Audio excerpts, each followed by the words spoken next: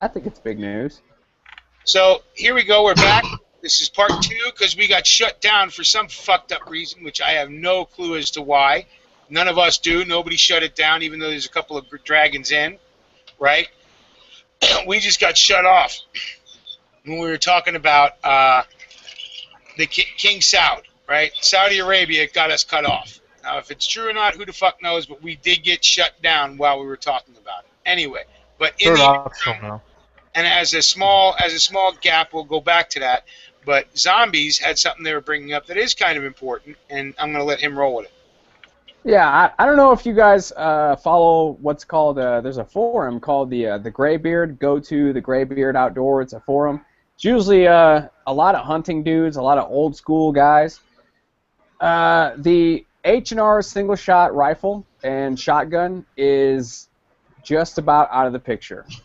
I don't know if you guys know or not.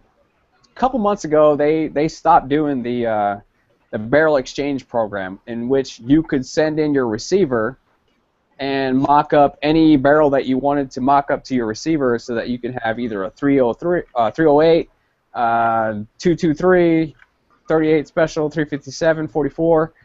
That's out. That's gone. They're only doing that until they run out of barrels now. But, however, they're talking about canceling out the whole handy rifle, shotgun, single shot, American-made H&R product altogether. They're talking about just canceling out the whole deal. So if you find an H&R single shot, pick it up right away, because chances are it's probably going to go up in price. And I just wanted to get that out there for the shooter like myself.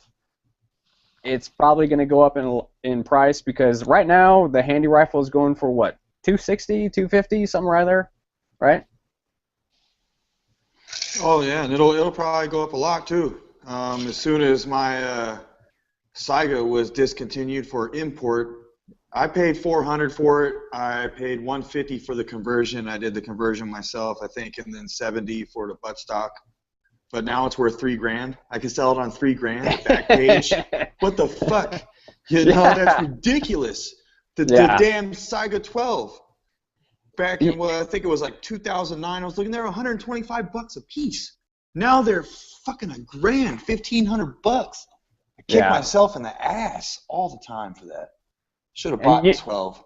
You know, the sad thing is that a lot of Americans, a lot of shooters that I know, their parents, their grandparents own the single shot rifle, shotgun, whatever it is.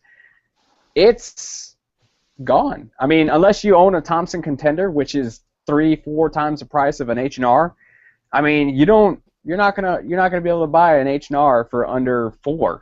I would assume from now, once it goes away. There's a lot of talk about it, and you can call H&R right now. And I swear, I was probably the last person to order the 357 barrel, because they're out now. I called them a week ago, and the 357 barrels are gone. 44 gone. What was it? 308 gone. 223 gone. Whatever barrels they have left is what they're going now.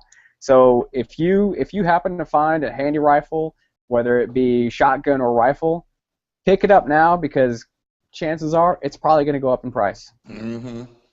So I just wanted to get that out there. I know a lot of Americans love the single shot guns, rifles, shotguns.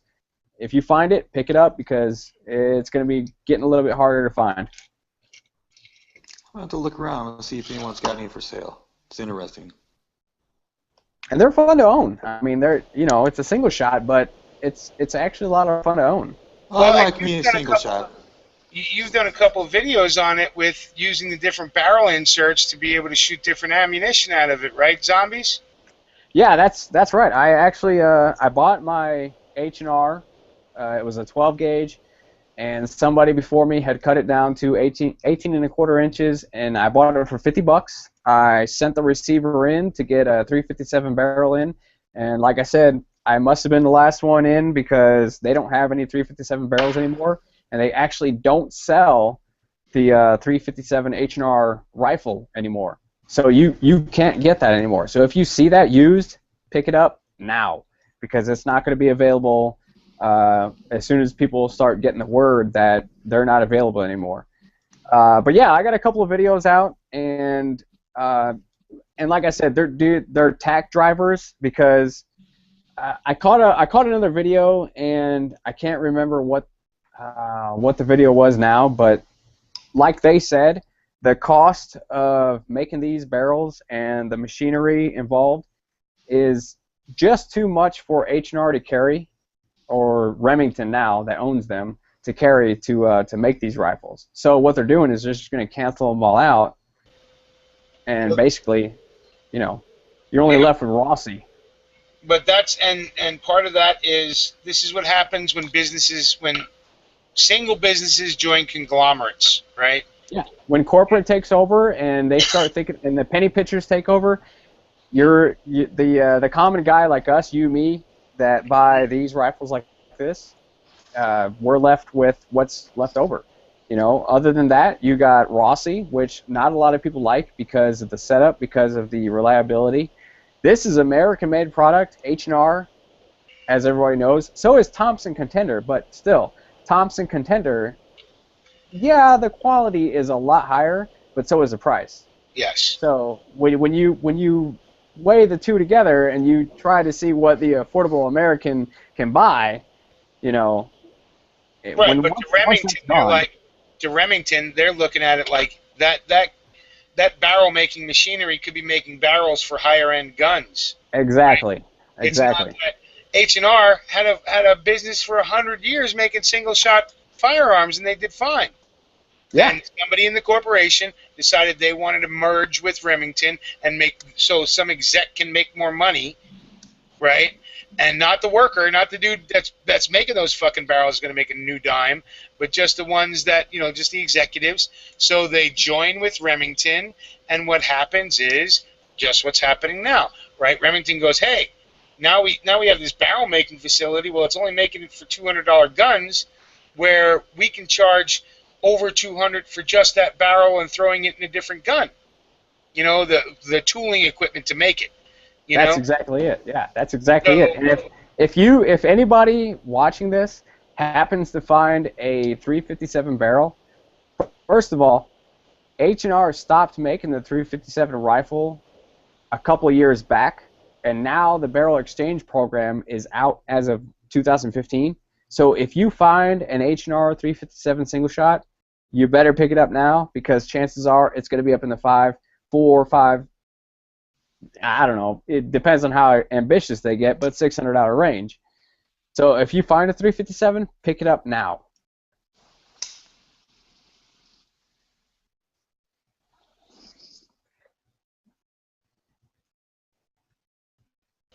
Hit up your used market if you can. Go look in all your shops that, with the old guys running it that ain't hip to a computer and don't know that they might not even know they stopped making H&R. Yeah. Because that's exactly it. Without internet, you wouldn't actually know, because the common man walking around wouldn't be able to tell you, hey, you know what? H&R stopped making these single shots, So without the internet, pick them up while you can right now. Yeah, that barrel exchange program, you kept your old barrel, didn't you? And is it possible to put it back in there? Or? Yeah, I have it started out as a 12 gauge, so I have the 12 gauge, and I have a 357 barrel on it. But I can't pick up anything else other than what they have in stock. Once they sell what's in stock, that's it. There's no more barrel exchange program. So why did you have to send your receiver in for them to swap out the barrel? Because with H&R, the tolerances are so tight. It's not like Rossi. Rossi, the tolerances are so loose, and that's why there's reliability issues when you get to pull the trigger and you get a soft primer hit. When you send in your H&R, it's exact tolerances and everything is guaranteed. So yeah, that's tuned. So all the barrels that you got that match yours are going to be good, but somebody else's barrel is going to be iffy. Okay. Exactly. If you get on the aftermarket, if you try to find a barrel aftermarket and somebody's selling it used and say you want to buy it, without sending it into H&R to get it quality spec'd to your exact receiver, the tolerances are so tight that it may or may not work. And other than that, you would have to do some finicky filing with either the receiver or with the barrel itself. So that's why H&R was so. That's why their barrel exchange program was so well, because it was so tight that you actually had to send it in to get a quality product back. So with Rossi, you can buy any barrel from any Joe Schmo, and it would work with any Rossi receiver you have. Whereas with the H&R, they matched all these new barrels to that old receiver, so you could exchange it from any whatever. Yeah, so you know that cost them, and it was a free exchange program? Oh, shit. Remington was going to end that fucker, yeah. Well, it wasn't per se free. It was you pay for the barrel, right. And I'm sure they factored in the gunsmithing cost to what it was. But okay, long story short, when I sent mine in, it was $136 altogether, shipping, handling, gunsmithing, and that's what I'm saying. Barrel, yeah. With that price, Remington wasn't making a dime off of it, so exactly. There was no way in hell they were going to keep that rolling. Yeah, especially and when the most popular, right? And what's the most popular for that? 357. Well, yeah, exactly. You could not find a 357. Actually, you could not find a 357 handy rifle anywhere. Right. So if you try to go out right now and you tried to shop for a 357 handy rifle, you're not going to find it. There's nobody that has them in stock. So the only best bet was to send your receiver in, which was called the SB1 receiver, which is the shotgun receivers. If you had an SB2 receiver, it was because you owned a rifle receiver. Yeah, it's a long, and there's a lot to get into when it comes to the H&Rs. Yeah. But that's to let you know, go buy as much H&R stuff as you can, because they're going to be stopping. Exactly. Stopping producing it. But back to the thing that got us shut down. Now that we got like half our viewers back, so we got half the people that were in earlier. We had, when they shut us off, we were damn near 50. We're 19 in now, 21 in now. But just to let you guys know what happened was, we were talking about King Saud of Saudi Arabia and what's going to be going on there. So let's see if we can get this fucking shut down again, just to prove a point. You can do it. You can do it! But, right, for some strange reason, nobody touched the button, nobody turned us off, but we got shut down at the mention of King Saud. Yeah, and zombies can't do it, right? Most of the people on the panel can't shut us down, so you can't blame them. So, it's only a few of us that can do that. So, with that note... The only person that can shut down the dragon is the dragon. Yeah. That guy. With that note, we're back up and running. Well, no, bartenders can shut it down. It only takes somebody coming in as the dragon to do it, but that's actually, everybody doesn't have those keys. And there's only 3 of us on the thing, and Jim didn't do it. Jim was showing us the countdown clock. G wasn't even in the room, right? Tony was somewhere, but not really here. And I didn't touch nothing. I was busy lighting a cigarette. So, for some reason, the mention of the Saudi Arabian king dying and his takeover by his wasabi brother, who's gonna up oil again and fuck with the market and allow ISIL to come in, because remember, wasabiism, which is the most dangerous of these Islamic extremists. It's Wahhabism, not wasabi. Did you say? I thought you said wasabi. Wasabi. It's different language, but we know. I'm a fucking, I'm poor white trash from New York City, so Wahhabi. That's just for everybody out there in the external, somebody give you a hard time. Well, okay, so it's Wahhabi? Wahhabi, yes. Okay, Wahhabism, right, which is the religion, the sect that Bin Laden was part of too. Oh, shocker, right? And most of the people in Saudi Arabia, especially their extreme elements, are, oh, shocker. So let's see what's going to happen there in the next few months. Because, with Yemen, which is blowing up right now, right? And then it just fell apart. I wouldn't say blowing up, it fell apart. Yeah. Well, they took over. Didn't the rebels take over the parliament? Yeah, the government collapsed completely.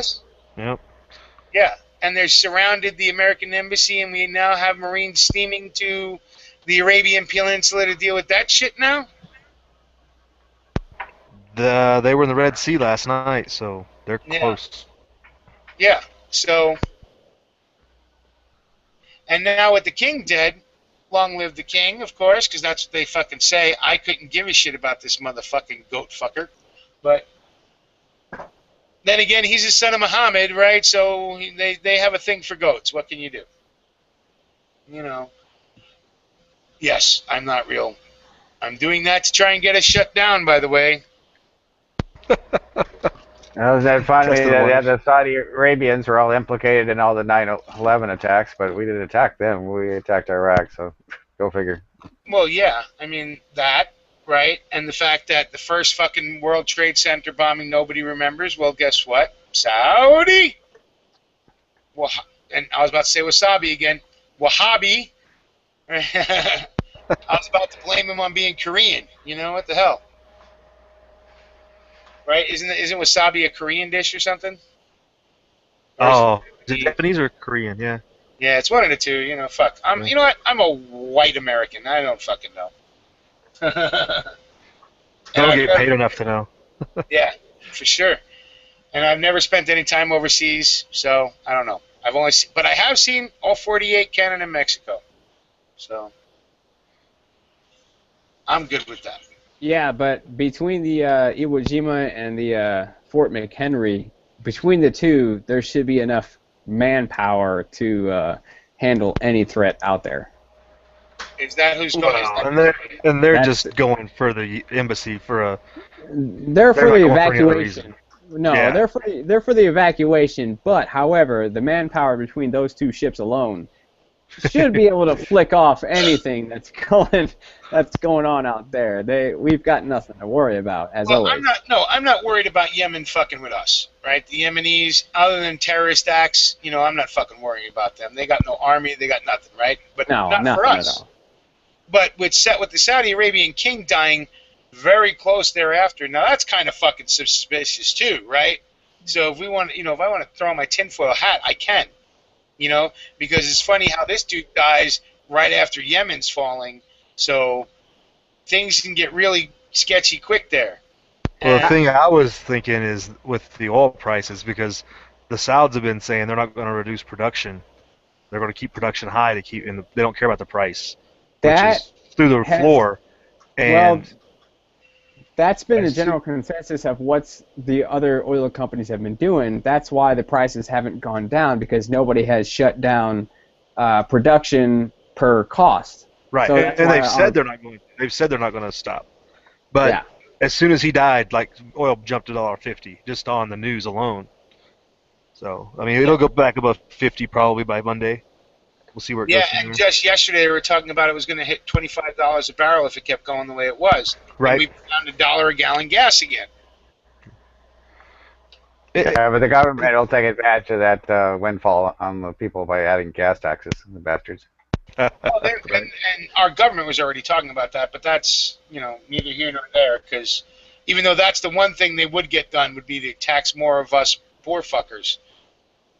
Because, Yeah. of course, there would be loopholes for fucking avgas, right? Because they can't be paying more on their personal jets, right? There would be the same kind of loopholes they threw in on shit for fucking heavy vehicles, right? So their limos will be just fine, you know. Was there something about 1,700 private jets converged for a global warming conference or something like that? Or Yeah, those must have been, Davos. it must have been green private jets or something. Well, you know, I mean, that doesn't contribute to this climate extreme change or whatever the fuck they're calling it today, you know? Flying those jets across the fucking stratosphere with one dude, 3 crew, and that's it, right? This has been something in the making as far as private aviation goes, as far as the very light jets, the VLJs. When it comes to marketing VLJs, the very light jets, they're trying to get as many people to fly going to the same destination as possible, cheaper than what it would cost them to fly first class with a general carrier, say American Airlines. If you wanted to fly to, say, New York, a hotspot, Vegas, a hotspot, Florida, a hotspot, if you wanted to fly there, first class, but cheaper than first class, with less people, you could take a VLJ there for almost the same exact price without the general security, the FAA, and all the other stuff that you would usually take. You would just basically charter a jet. Those jets, those companies that you could charter a jet to, Florida, Vegas, the hotspots, all that other stuff. That's probably going to be like the biggest news as far as general aviation goes. Well, a lot of people don't know about that. That's been kind of a trend for the past about 5 to 7 years of people who own these jets renting them out to these companies like he's talking about, and people getting package deals, right? So if you have a group going somewhere instead of going through, American Airlines or U.S. West or whatever the fuck's flying these days, you go through one of these smaller companies and they just rent you the jet, the pilot, the crew. It flies out, drops you off, picks you up, brings you all back. It's best for when you're doing multiple people going to one spot. Yeah. It's usually like a 7-seater or something like that. Yeah, and you work in the aviation industry, by the way. Zombies does. Yeah, I've worked in commercial aviation. Now, currently, I work in private aviation. So all of the guys that own their own jets, that's typically who I work for, contracted. Get anybody that brings a keg of beer out there? Reminds you of one of those bachelor party movies, I've been, I've seen a couple of guys who have brought their own weed party. So. Right. Hey, if you leave it, Why would you not, right? Can I keep it if you leave it in the plane? Speaking of weed, it's time for me to start smoking. So.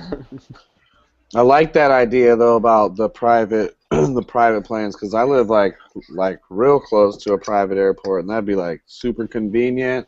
And the reason I hate flying is like there's too many people in that motherfucker. The seats are like getting smaller and smaller. It's just bad. Fucking flying on commercial sucks. Even if you're in first class, it's still like it's not. I don't know. It's not that great.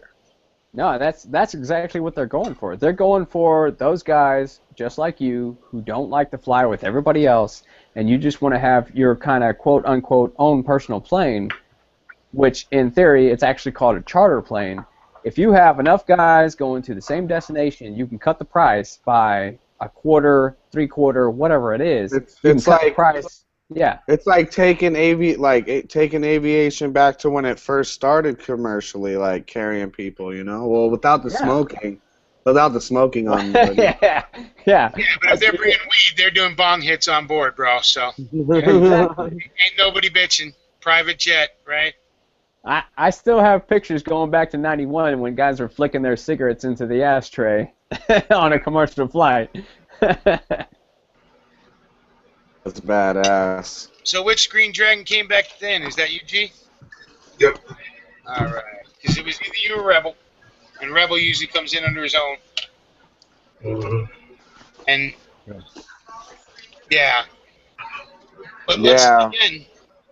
So imagine what Avgas is going to get. If it was down to $1 a gallon, right? $1 a fucking barrel. Well, $25 a fucking barrel of crude. Imagine where Avgas would drop to, and that's where the fucking airlines are bitching, and I'm sure the charter guys are bitching because people are going, hey, I can buy fuel for a fucking $1.50, $1.75 a gallon. Why can't you get it for $2 instead of $30? I was reading a story though that this whole gas thing that's going on right now is like the housing market. It's just a gas bubble, and this shit's about to get real shitty. It is actually. Turn right back around and be real shitty, real quick. No, you're right. This Summertime. Is economic warfare. No, it's economic warfare, Tony. Okay, the Saudis were reacting to what we asked them to do to destroy Russia. Okay, because Russia, the main place that they get their hard currency from is natural gas and oil. Okay, that's the whole reason why Russia wants to head up into the Arctic and claim the Arctic is theirs, right? Because of the natural gas and oil in it, and that's where all their hard currency comes as a nation. So what we talked the Saudis into doing was and OPEC was dumping the market, right? Upping production, dropping the price per barrel to break economically Russia, or to put them into a bad spot, right? So they can't fight in Ukraine, or maybe they give up Crimea, right? And that's not going to happen. All it's going to do is drive Russia into burning its own fuel to run its own tanks, right? So, because Putin is the kind of dictator that you can't push too hard. You go pushing that man too hard, he's got more than enough people ready to stab him in the back in his own place. He's very Stalin-esque in that way. You know? So this is real bad news with this whole dropping. It's good for us, right? I was talking to my kid about it today as we're driving down the road. I'm like, I never thought I'd see $1.73 a gallon again. Never.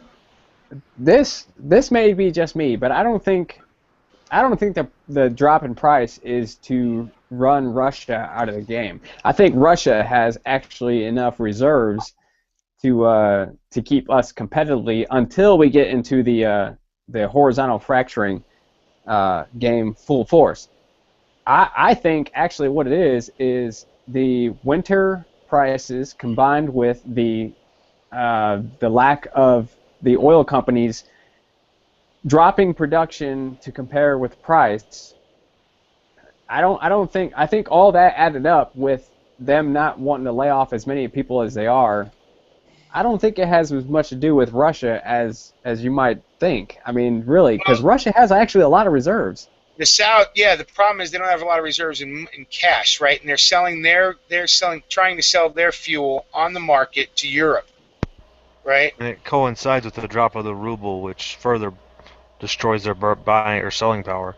Yes. So it's not that they don't have oil; they have plenty of oil, and they would love to sell it, but it's only worth it it's only worth them selling out in the open market when they can get hard currency back.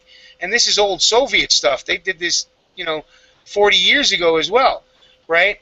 And what happens is OPEC decided to increase production, and they did it for a reason. People understand why, and the reason they're all saying is the same thing. It's economic warfare against Russia and China, because they're trying to do away with petrodollars, right, in trading in fuel things, and they want to bring in their own currencies and bring some of it back to the gold, which we get into. It's all intermingled, right? So no matter what, production's slowing down here in the U.S., and what happens is Saudi Arabians were just increasing it up until the king died today, and we'll see what happens from here. But Saudi Arabia knows they swim in enough oil to where they don't give a fuck.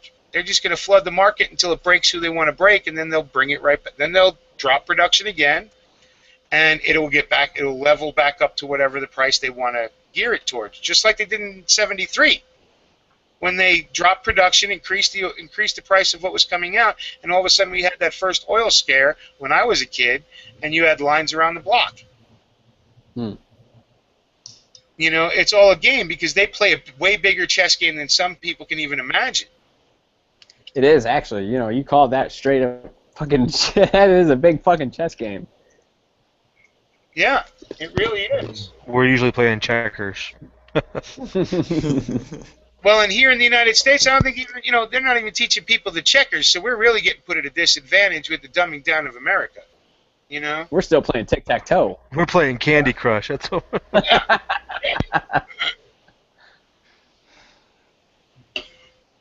But I don't know, man. And hey, we're back up to 31 viewers. Let me do a quick shout out. I don't know if we've done a new shout out.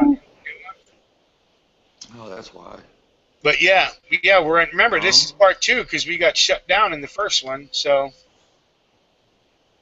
and wasn't that weird? What did you guys think? Yep. Yeah, we you got start shut talking down. about the national Saudis, and then all of a sudden,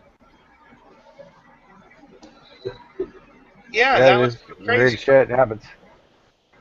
Anybody catch Old Marine? There's showing that happens to your YouTube player where you're watching one video and you're actually seeing a different one. It's just kind of weird when that happens. I've had that happen here lately, too. Let me say hi to everybody. More Days is out there. Jason Brumsfeld is out there. M. Poditsky is out there. Mindfuck Matrix is out there. Son of the Republic, Rise from Thy Slumber is out there. Wow, you're almost as good as Joel's Quantum Heart Logic with your name there. Knuckle Max out there. America Died. What's up, America Died?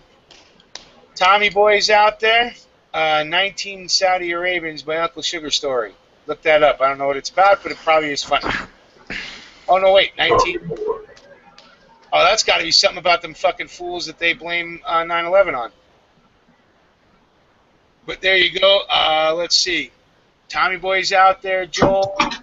Me, the People's Perspectives. Brian McCone is out there. P. NASCAR's out there. What's up, NASCAR's? How you been, buddy? What's up, brother? Jason Brumsfelds. G. Mangos is out there for now. And J-Watt came back again. That covers everybody up to date from what I can see now. Don't forget me, you're forgetting something. Who am I forgetting? Sponsors. Oh, yeah. Well, Jim's got the picture for the sponsor. Jim, show the picture. I'll try to do that again. Where's last time shit happened to me. Right, and if we get shut down, it's because of our sponsor, right? Because we're sponsored by Mohammed's Barbecue Pit, the mecca for all pork products, right? And it's so good you jihad your mama, as 10 Round and Tony say. So there it is. There it is. Town, don't forget your Mohammed's Big Barbecue, a mecca for all things pork. Right, and that's not even a full picture, but I can't even find that picture on my computer. It's been taken down off of all the places I've put it, right? And I put it on a ton of them. Uh-oh, who'd we lose? One of the Green Dragons got cut. Uh-oh. G got killed. We got to get back to that gray state matter, man. What's up with that? What's up with that high desert? Some matter. Man, there's no news on it. That's what's up. Which is the suspicious part, I guess you'd say. Well, people that weren't in the original chat, the medical examiner came out and said it was a murder-suicide, and that was pretty much all they said. It was 3 gunshots, and that's all they said. There was no other description, no other facts, no other. They said that they listed the cause of the date of death as Saturday, which doesn't make any sense either. They usually try to at least get around the right approximate date, and they just listed Saturday because that's when the bodies are found, when I'm sure they could figure it out based upon, congealed blood and decomposition, at least to get it within a couple days. But yeah, it's all suspicious because it's a blackout. And this was, where was this at? Was this in California? No, they're in Minnesota. It's just south of Minneapolis. Oh. Yeah. Oh. Maybe that's why it's not in the news. It's kind of out in, not a. I mean, Minneapolis is a big city, but it's just not a place you hear a lot about. Yeah, There's a lot of shit that don't get to the news. Yeah, there was another movie with a similar title, with gray was spelled differently. That something about in the future, 50 years in the future, but it wasn't the same movie though. Oh yeah. Well, they just what they released yesterday or the day before was just a documentary that was supposed to complement the movie. This wasn't the movie that came out. It was a documentary with was all their background work and everything that they got with it. That it's not the movie. So I hope everybody understands that. That documentary production that came out was just a prelude. Yeah, was people having a problem with that disappearing too? That's what I heard. Yes, that was being taken down and it's been taken down and put up by multiple sites, right? So yes, that documentary is a little dated too, right? Because if you notice, all the footage on that thing was all before Ferguson. Yeah, I was wondering if there was gonna be anything on Bundy Ranch too, because that would be right up their alley too. Yeah, so that had to be done around 2012. I think the latest was something in 2013. There was some date stamped in there from 2013 when I was watching it. I can't remember what it was, but it 2013 for sure. Yeah, it had to be early 2000. Well, when did you guys go to Bundy? Was it 2013 or 14? Well, this is 15, so it had to be 14. Yeah. It's crazy, isn't it? We're already in the 15s. What happened to Y2K? What's crazy about it is we've been chatting about a lot of this shit that's coming true since fucking 12. You know what I'm saying? I mean, and before that, it's fucking crazy, some of this. That we keep having, and people keep waking up every day, but, for some of us, it's like, damn, when is this going to finally happen? Anyway, we have 35 people out there now. Thanks for coming back. It wasn't our fault we got shut down. Yeah, And it was. it was you, Tony? Am I blaming Uncle Sugar and it was you, Tony? I didn't do shit. What did I do? I'm I on I think it was another. Tony. I'm on another page completely. I'm uploading videos.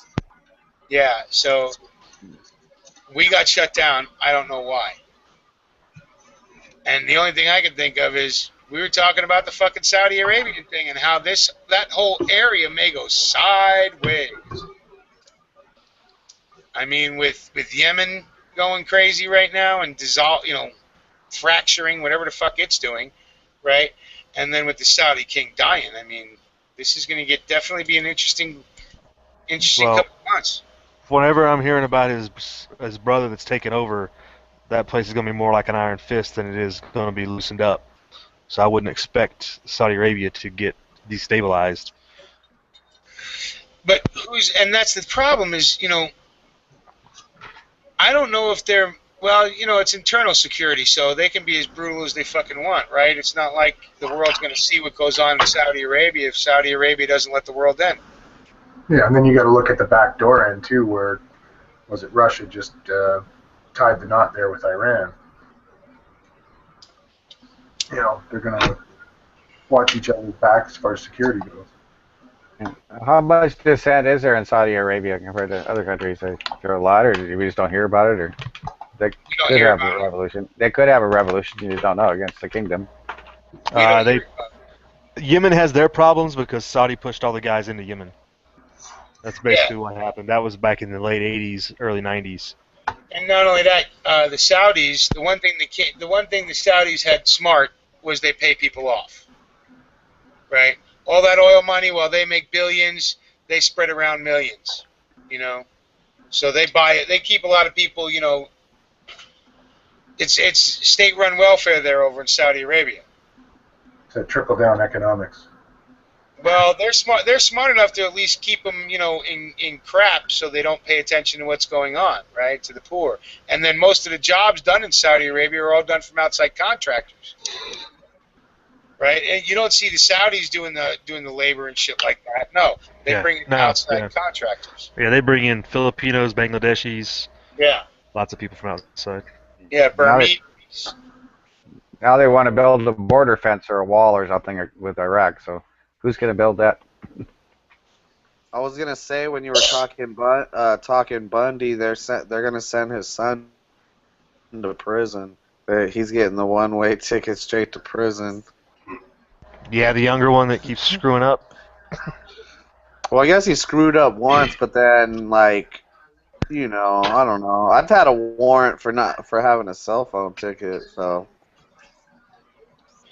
I don't know. Did you see the other video that Eamon put out just last week of him trying to get on a flight again and going through security? Yeah. Yeah. Right. I'm still wondering how I can fly around here, but You haven't stepped into our realm of the shit we say yet. When you start talking like us. Hey, actions speak louder than words, right? You'd think. Yeah, we'll see. When's the last time you tried to fly? See, I haven't tried to fly in 15 years. I've flown 4 times in the last year. Oh, okay. I haven't tried to fly in the last 15. Yeah.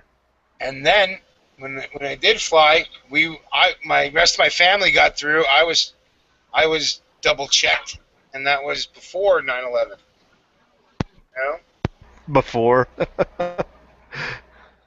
Yeah, well, because the lists I were on were different than the list that they're using now.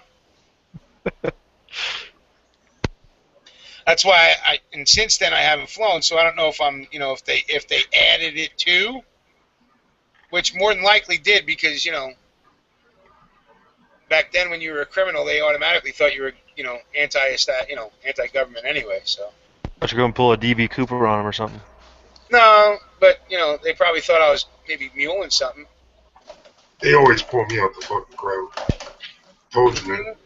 When I went to Jamaica, they rubbing that chick all over my fucking palms, and I was like, damn, what are y'all doing over here? They were checking your ass for explosives. And I'm sitting there, got 2 babies. I'm holding 2 kids, all fanned up. You know what I mean? Yeah, why you gotta pick my ass? I guess my Second Amendment AK-47 sure didn't help you. No, I'm sure it didn't. Hey, little side note on that. Did you hear that Jamaica is going to legalize the weed? Shit, those motherfuckers don't care. One I way know or they another. don't care, but now they're not going to get arrested for it. So look it up online if you want, G. But they're going to legalize it, so it's going to be even cheaper when you hit there. Instead of $5 for a Right. 5-gallon fucking bag of it. I didn't even know the difference. Like I said, when I was there, I couldn't even tell. Well, yeah, because that's part of their, they understand that's part of their tourism. So for you, they weren't going to bust you, right? But they do bust Rastas every once in a while. They do bust the locals, but they finally figured out that by legalizing it, it's going to bring the black market out of it, right? So it's going to bring the criminal element out of it, and it'll make it easier all around. One of the same arguments Jim knows we've been having here in the U.S. since I was a baby. That you take it out of the black market and then it's easier to regulate and easier to keep all that mass killings and crime and shit that's associated with it out of it. I mean, all that shit's still going to happen, but it'll be less if it's legal. Oh yeah, I had the Jamaican security fucking in my back pocket first night. No problem. That's the first thing I had to do. Well, that's because you're from Maryland. You got to slip everybody a C note and make everybody smile, and they take care of you. Shit. Right? And that's the way. Hash Express. I mean, here's the deal with corruption, right? Corruption is awesome if you're one of the corrupt, right? Yeah, I remember when I used to be able to get a lot of shit done by just slipping cash to people and getting shit taken care of. A lot of shit swept under the rug. It works. Corruption works. Money talks, bullshit walks. All the time. And that's a problem, right? Even when you're in, and it was something I was able to see being on the corrupt side, that the corruption was inherent and just devastating to everybody. And most people who are what we call sheep don't pay attention to it and don't care, because even if it's a corrupt system, they'll work within it just to get along. You know what I mean? And that's how you were able to see so many people led to concentration camps. So many people in these neighborhoods that these were their neighbors getting sent there. They were like, oh, it's not me. I'm going to go along to get along. I'm going to follow the law. Well, they changed the laws. They made Jews illegal. They made being Jewish illegal, right? Or they made being Muslim illegal in Bosnia.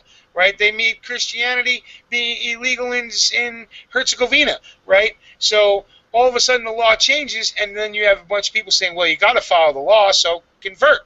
Or do whatever the fuck they tell you to do. Take that SIG brace off. Don't put that fucking pistol up to your shoulder. God damn you. Yeah, and a lot of the time they didn't even give you the option. They just come in, raided you, and did whatever they wanted. Don't forget to delete your videos, too. Yeah, that ain't fucking happening.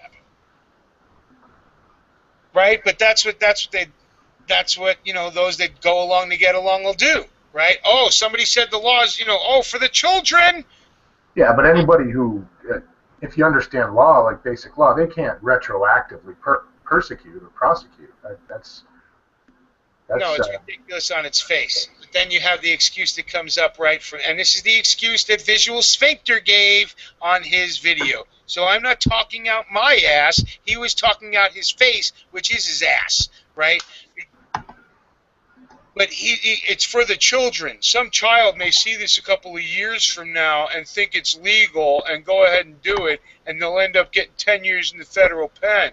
It's like, dude, are you that fucking retarded, or is the government cock that far down your throat? Yes. And then I hear the excuse, and I hear it from a lot of people, but you got to give them a break because one of the dudes that are involved in this are in law enforcement. Well, I can't help it if your fucking dollars and cents and your family living is tied up into the fucking people that are committing this fucking tyranny. Yeah. And you're worried about your job over it. I'm sorry for you. Quit. I mean, it was the same excuse that they gave for rock and roll back in the day, right? They're going to listen to it, and they're all going to become devil worshippers, right? So, No, dude, I find that excuse more like this, okay? I was just following orders, right? All them concentration camp dudes. All the fucking Nazi cops, right? The cops that were Nazis. They were just cops. They were just law enforcement. They were just doing what the fuck they were told, right? So if they were told to arrest that Jew, well, what am I supposed to do? It's the law. I got to arrest that Jew. I have to feed my family. yeah. And that's the exact fucking excuse I'm hearing from all these assholes who are saying they're going to take down their videos because they're fucking law enforcement and they have this fucking brace. And it's not all of them, because there's plenty of straight-up dudes out there that ain't doing it. They might not be saying shit one way or the other, but they ain't taking their fucking videos down. Right. Yeah. You know, they're going to bring attention to themselves. I dig that, but you know, you're not going. They're not kowtowing. They're not hiding in fear, which is useless here in the internet age, because no matter what, there's a dozen people who have your fucking videos that you've taken down.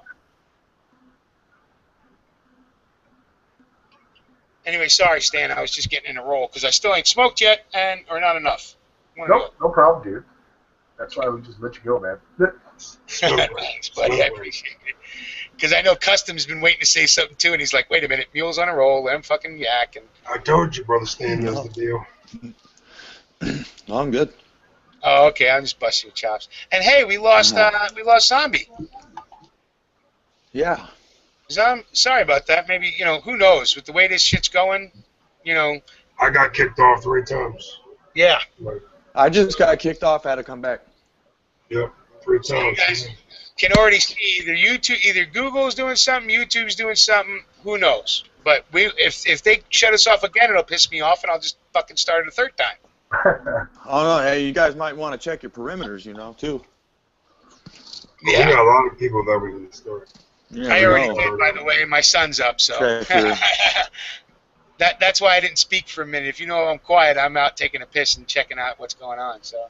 I got So my what does Colin think? I want to hear what Colin thinks, because obviously Colin shot Dad's AK. What is it? And I know you asked him. What's the difference? What's he saying? You know, from the AK to his AR. He loves his AR. I know he does. Shoots softly, and you know what? It's just a little. He's very pleased. You can't get the smile off the kid's face when you talk about it. You know, and he's just in love with this thing. Now he's just got to come up with the stuff to feed it. You know what I mean? So it's all good. You know, he's going to feed his and feed mine, and we're going to train together. And now we have 3 rifles in the house, so that puts, instead of it just being me and him, now it's me, him, and my daughter, because him and my oldest daughter were always arguing on who was going to get the rifle. And Colin would usually just say, well, I'll take the shotgun then, so not the fight. You know? Yeah. But now it puts the shotgun in the wife's hands, right? It puts the Pap or Katie, puts Sushka or Katie in my daughter's hands, and the AR in Colin's hands if shit went sideways whenever, right? And So it was your perimeters are good, bro. Your perimeters are all locked in. well, you know, I bred my survival team, so you know, and I was lucky. I just started earlier, right? Poor Custom, man. You know, his survival team's starting, but you know, he's hoping for longer chance to let her grow. You know, Yeah. give me a chance to get a cricket in her hand at least. You know. No, I won't survive. We won't survive. You'll have to just come and take my stuff. I'll leave it all for you guys. They're gonna hit me first with that tomahawk. Right. Well, just We're don't all be- tomahawk targeted with our IP addresses. If Right. shit hits the fan, you better throw your phone. What, doesn't Mr. Throw House that have motherfucker. doesn't Mr. House have that dome that's Hey. supposed to protect Vegas? My shit He hits said that. throw your phone. The shit hits the fan videos. That intro right there. That missile coming. That's that shit hits the fan missile. Yeah. The one you don't want touching you. Well, part of the reason, you know, they might hit my house, but they ain't gonna catch me because I don't have a phone. No, they ain't gonna launch no missiles. No, but They're I'll gonna tell you want to. I'm one of those guys, right? And me and Rev were talking about this, a little off subject, you know. But me and Reb were talking about this the other day because we're both, I'm a predator, right? So when I walk into a place, I'm always scoping, scanning, looking at shit when I'm walking around, right? My head's on a fucking swivel when I walk in anywhere that's not my house, pretty much. And I was watching a video from Irish the other day because he was talking about the gray man concept and him coming from a quasi law enforcement background, he talks about what he was looking for. And he looks for predators. He looks for people that are aware of their environment, that do pay attention. And I'm trying to figure out what's the best way to be undercover these days, right? Because it used to be everybody looked around or had their head up or generally were watching where the hell they were going, right? But these days, people don't do that. Their heads are in the fucking phones. Yep. Now, even if you're a Luddite like I am, right? Disconnect your phone from everything, whatever. Carry one just to look like the rest of the to be able to blend in, right? Because if you're the only one looking around and seeing what's going on all the time with your head held high, your shoulders up, because you're a predator, you're whatever, right? You're looking around, you're aware, right? Then people are going to see you because you're that groundhog or prairie dog that's popped his head out of the hole. You know what I mean? So what you got to do, you got to put a mirror on your phone so you can see behind you. Yes, so you can see behind you in front of you. You don't look like a predator. You're incognito. Right. Exactly. You look like you're on the phone, but really you're looking at that guy looking at you. That's right. Right? He don't know. And that's exactly what we were talking about. See, you should do one of those survival tip things, Custom. You do them awesome. No I think they already got a mirror app for It don't matter. just like KJV stuff, man.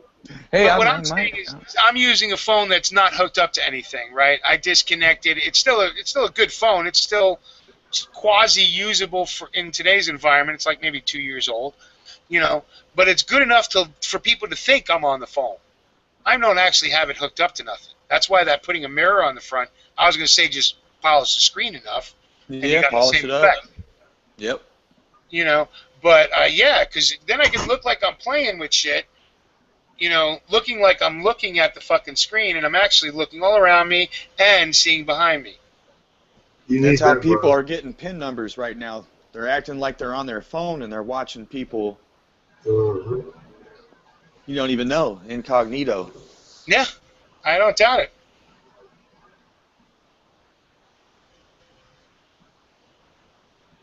Yeah, but see, Stan, I don't like the phone being working. I understand that puts me at a disadvantage to most, but I really think they do track you with these phones.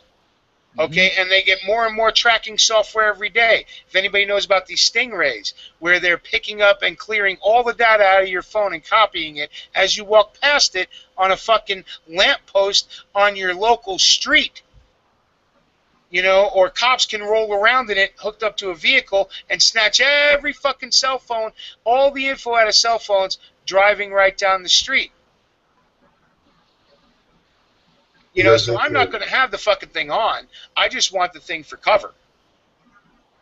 Because I can still be a predator, but if I look like a zombie like everybody else, then I'm going to blend in with the zombies. You know what I mean? And I just went to instant fucking Walking Dead references in my head, like Rick and what's his name covering himself in the first season, second episode, or Michonne walking around with the two armless zombies. If you blend in with the rest of the zombies ain't gonna fuck with you. And these days, these sheep, if you're a wolf in sheep's clothing, well, there you go. And the way to be in sheep's clothing is to be looking at your phone. Because that's what everybody else does. Yeah. Just kind of watch out in front of you. Yeah. Well, you can still imagine how many times people get accidents for fucking phones? Shit. Hey, what's Text up? messaging, boom. Text message. Bender. Yeah. I'm serious, bro. I see that shit every day. And they're always high school cats. They do that shit. Well, because they're so, dude, And it's not just high school. I see plenty of people doing stupid shit, driving, texting, and it's illegal in my state. And they even outlawed talking on the cell phone. It doesn't stop people from doing it because the law is not going to be followed, just like a lot of them. You know, and I've seen some of the what you would think were smart people talking on their fucking phone, blowing lights, hitting people, smashing into fucking buildings. How do you miss a fucking building? How do you not miss a building? Right? Nope. Right through this. One of them ran right through this goddamn poor real estate office, and it was in. You didn't even know how the fuck they did it when you're looking at the accident. It's like, how the hell did this happen? I'm still tripping on the fucking airplane that ran into someone's house like 40 miles away from me.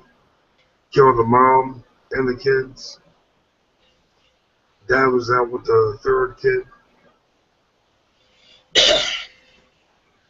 Imagine your fucking airplane coming through your house on a Sunday afternoon.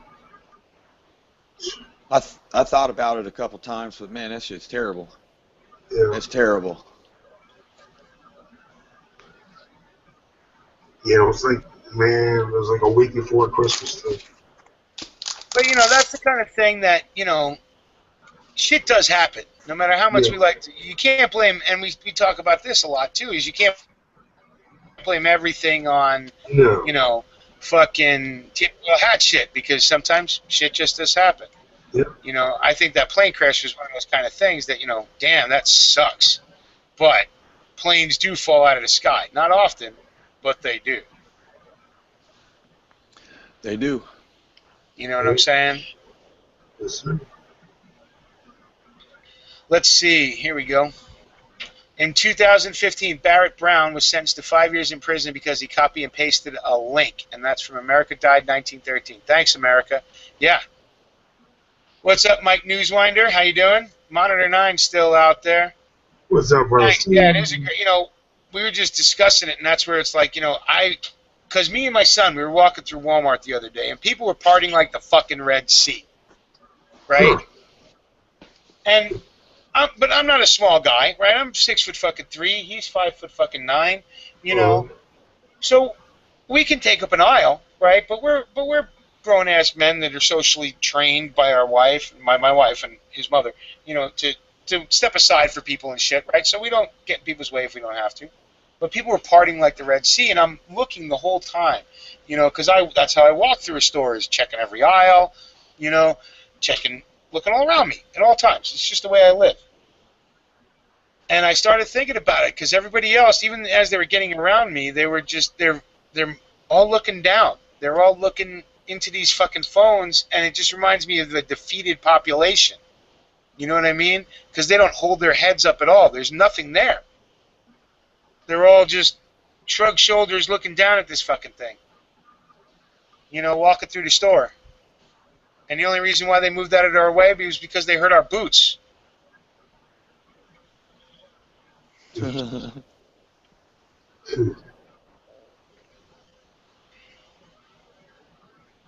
just is what it is. It's fucking crazy. Yeah, it's true.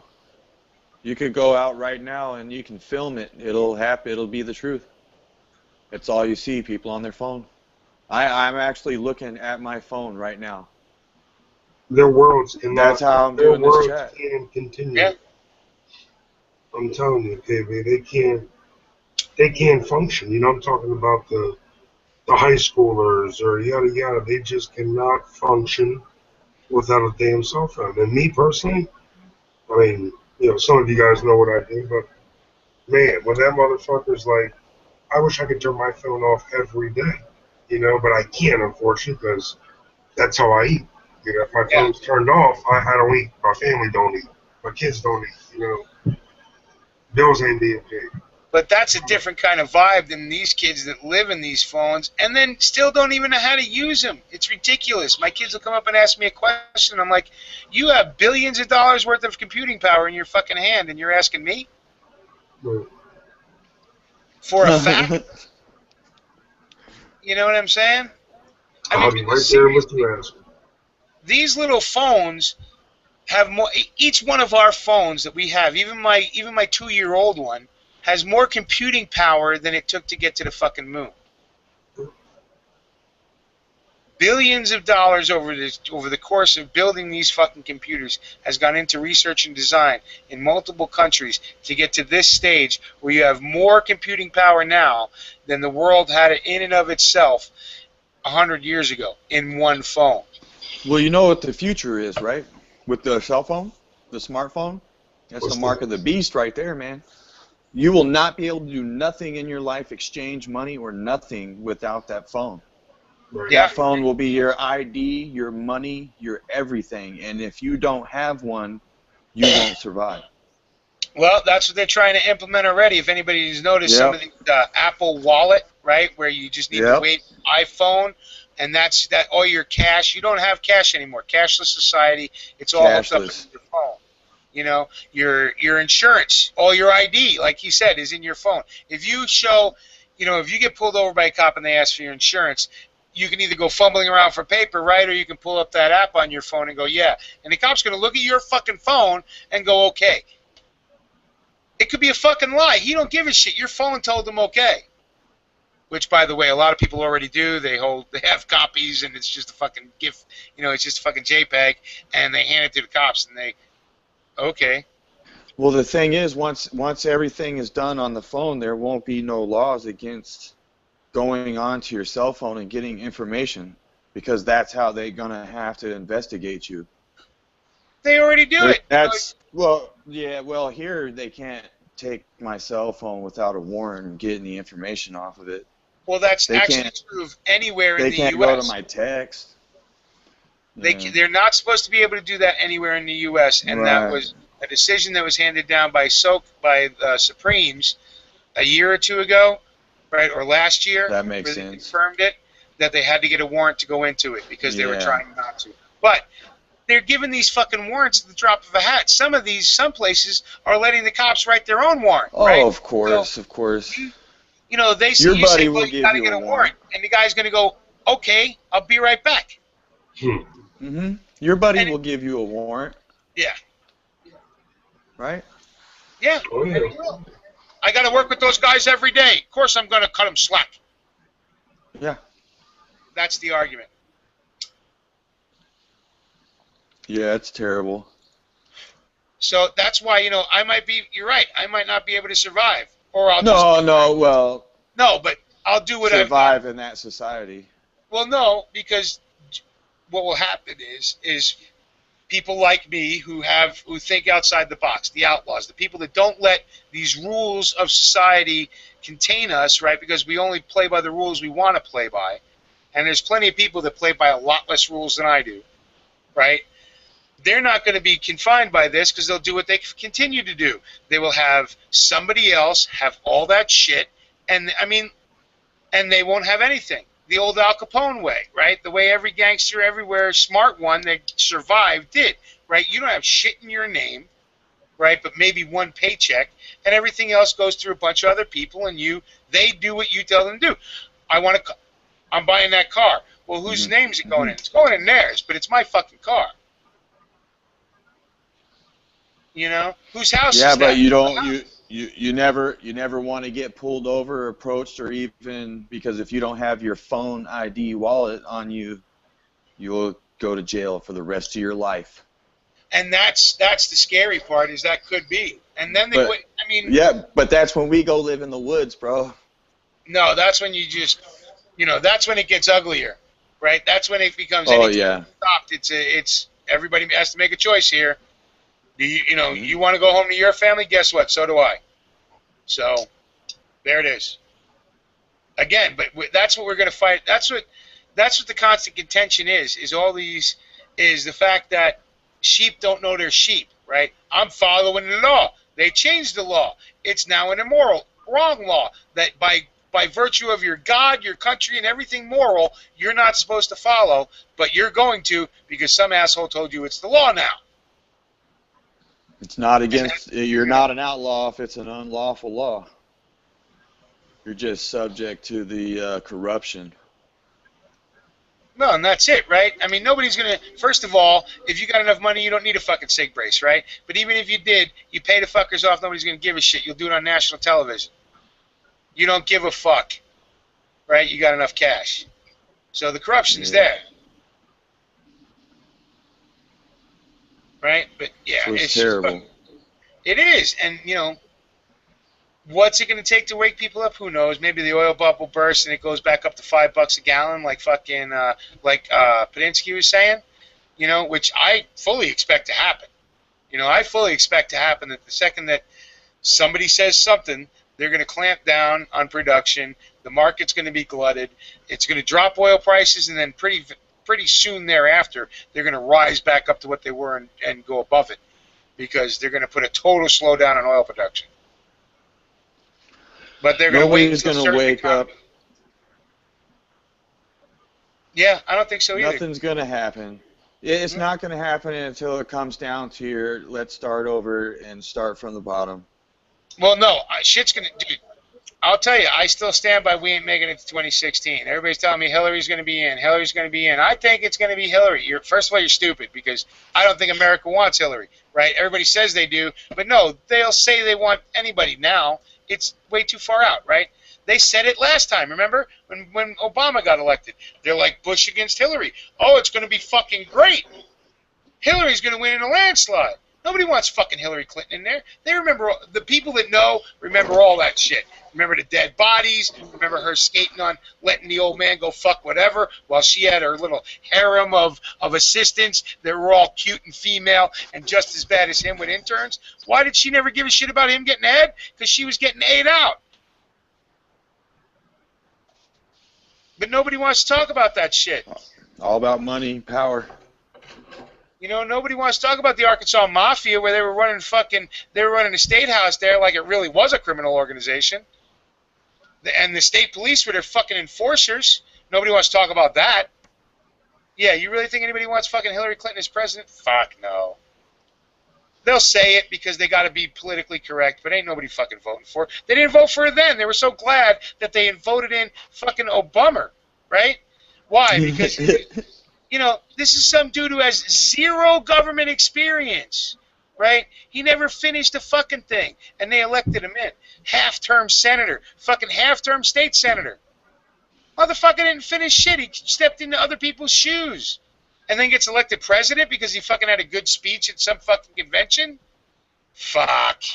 And people really think they're going to fucking elect Hillary Clinton?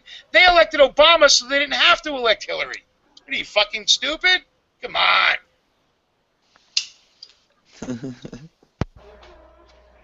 So I really don't think we're going to make it to 2016. And you know what? Shit seems to...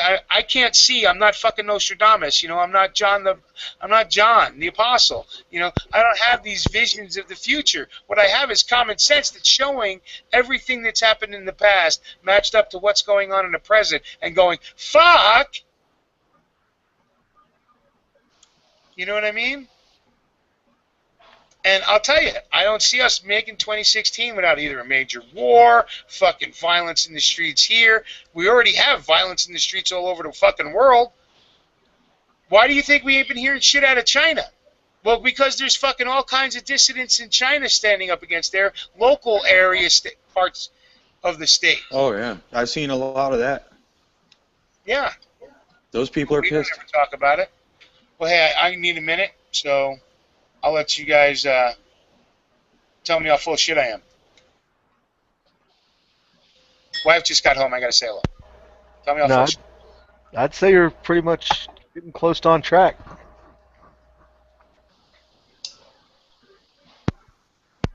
It's all about interpretation in the end, right? No. Sure.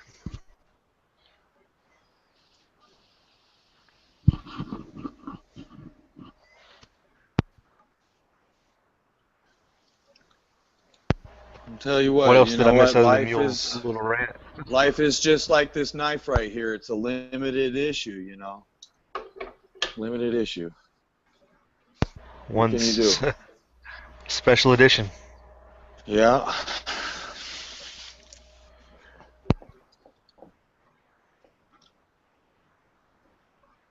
Yeah, I mean, with the our side putting up the Bush name and the Romney name again, just she goes to show you how just totally I don't know, befuddled people are, because who could actually support that kind of ticket? After the past history and track record, it's like, if elections were real and significant, how could you run the same people over and over and over and think to get different results?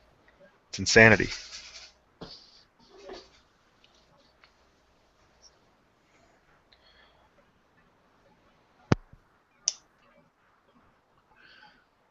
Where did Tony go? Did he take off?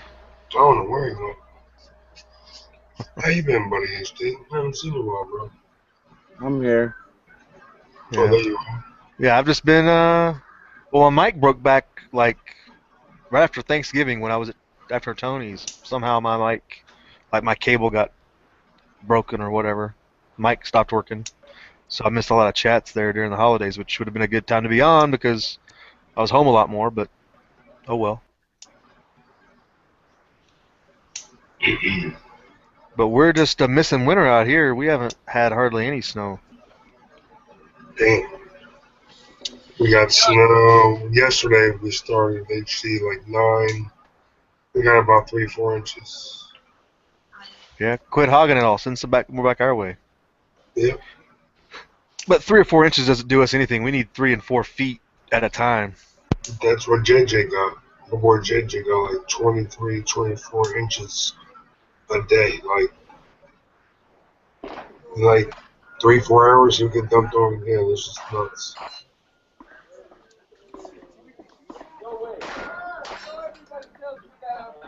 Hey, somebody's dying back there, man.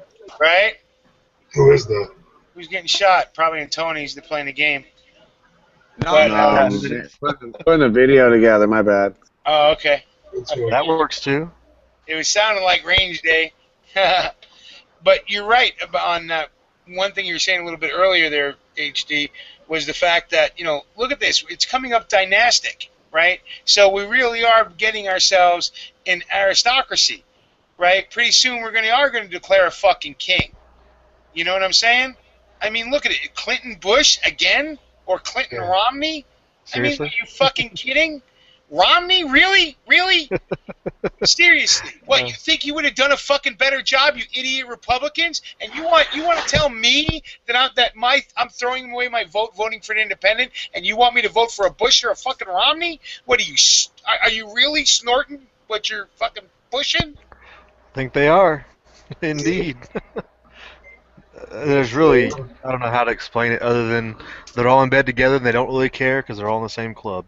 And they don't expect any different. They know they control the game. They know the game's rigged. They understand that it doesn't matter, right? It's fucking straight Chicago politics at this fucking point. You bought your shit. Daley never became, they say he got elected. Just like they say, and you can go all the way back to fucking Kennedy. And further, right? But nobody wants to believe it, but they're going to fucking just, like a wrestling plot line. Yeah, right? They should get the writers from the fucking WWE or whatever's out there now. It'd probably be a better fucking story. Yeah, much more exciting, I'm sure. You know, are these fucking people serious? They're going to, that's where it's, anytime anybody mentions any of those knuckleheads, and well, you better look at Jeb Bush, and we got to stand behind the Republicans. Why? What have they fucking done for anybody? What have they fucking done for anybody? Jack. So I'm supposed to stand behind and not throw my vote away on the fucking, on an independent? Because, we can't have this happen again. Sorry, man, I just can't do that shit no more. I can't choose the lesser of two evils. Because they're fucking the same evil. There's no lesser. There's not one fucking little bit of lesser. What, we might get to keep our guns? So what, they let us play with our toy? They let the children keep their toys for a little while? Yeah, That's the thing people that are stuck on that are just lost in the sauce. Oh, they're lost. No, I want them to come for them because then maybe, just goddamn maybe, everybody will fucking wake up. Maybe if the fucking bullshit that we've talked about a year or two ago with Connecticut, and they're actually talking about they might have to start coming taking these things if people don't come at this second registration bite at the apple. Yeah, but they won't do it until they have a majority of the populace behind them in their maneuver, right? But Well, see, they kind of do because there's enough people that'll back it. They'll be like that'll sign up for it. Like, oh, let's go get them. Read the yeah, chat boards out there. I mean, just on this gray state thing alone, some of the comments on there are just like the Bundy comments. Totally on board with just crushing any independent thought. I mean, like yes, physically with weapons. These liberals supposedly are going to take the evil gun and pick it up and start shooting people. I mean, you see it all the yes, time. yes. Well, first they want those enforcers of the police state to do it. And Right. then if those enforcers can't get the job done, they'll send brown people after it. See, and that will be the Civil War, right? That will be the war between the people who want the guns taken away and the people who fight for their right, basically. Well, it shouldn't be that, but that might be how it comes down. It's hard to say. Yeah. I'm not saying that it's right for it to come down to that, but that's the way it kind of looks like. Concord and Lexington happened when they went for the cannon, right? They were confiscating guns, and that's what started it. And they were going for the militia's cannon, and they said, militia called up, said enough's enough, fuck you, we ain't doing it, come fight, bitch. Right? The old-fashioned way. Well, I put it in simplistic, more modernistic terms, but that's just the fucking truth of the matter. Right? I mean, I could boil it down to the thickest sauce because it's just the truth,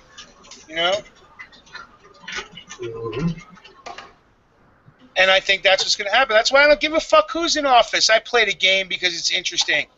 But otherwise, I really don't give a fuck because that's what I think is really going to take it. Unless we have, like, an EMP event or some shit like that, some fucked up thing, a heavy terrorism. Because guess what? The riots in fucking New York and Oakland and fucking all these little hotspots, they didn't light off to a fucking civil war. They didn't change nothing.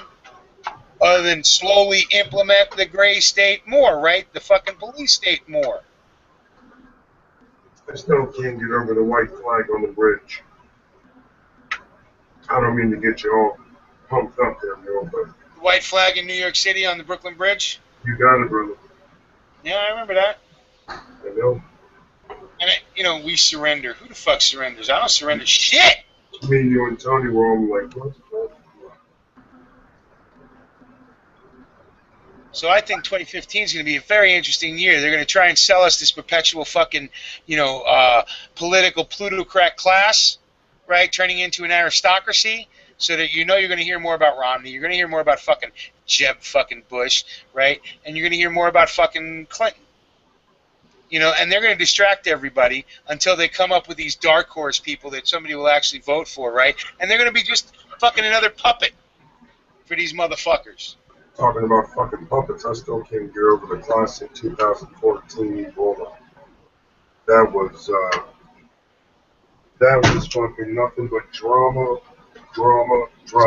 Everyone's chat. I mean, we were sitting here. Us too. Oh, that's what I'm saying. We were sitting here going fucking bananas over that shit. And why? Because we read that fucking line by this goddamn fucking integrated government media, whatever. I really hate getting into this whole one world bullshit, but it really seems like that's what they're manipulating towards. It was funny, dude. Motherfuckers were turning fucking blue like fucking Smurfs. The fucking... Ugh. Well, who's turning blue? What'd I miss? Remember HD when people were taking the silver and they were turning fucking blue? You remember Because they that? were worried about Ebola, remember? Yeah. People were turning blue from it? I didn't hear about Oh, that. yeah. So they were just Thank taking too much? They were overloading? Yeah. They were overloading, and they weren't, their numbers were off, I guess. I guess they were taking Right. They took too much of something, HDP, and Yeah. Arnie told me that he knew someone that fucking turned blue, like a Smurf. Who told you that? DeSardi? Arnie, yeah. Yeah, I could. Yeah. Just like anything, you can't have too much of. You can't have too much of anything. Everything's bad for you at some point. Uh-huh. But that shit was nuts, dude. I mean, just the bullshit, all the CNN fucking actors and all those African kids and just the little kid that got CNN in trouble and they took that down and because they got caught. I mean, it's just Well, you know what? We all fell into that Ebola hole for a minute, right? And more of us woke up quicker, going, "Wait a minute, the numbers aren't matching. If it's not going to end up aerosolizing and affecting the whole population, Well said. people die of this, then do slipping on the soap in the bathroom." Exactly. Yep. In America, you know. So if it's not spreading like wildfire throughout everything, you know, then we all acted like it was fucking, burning snow again.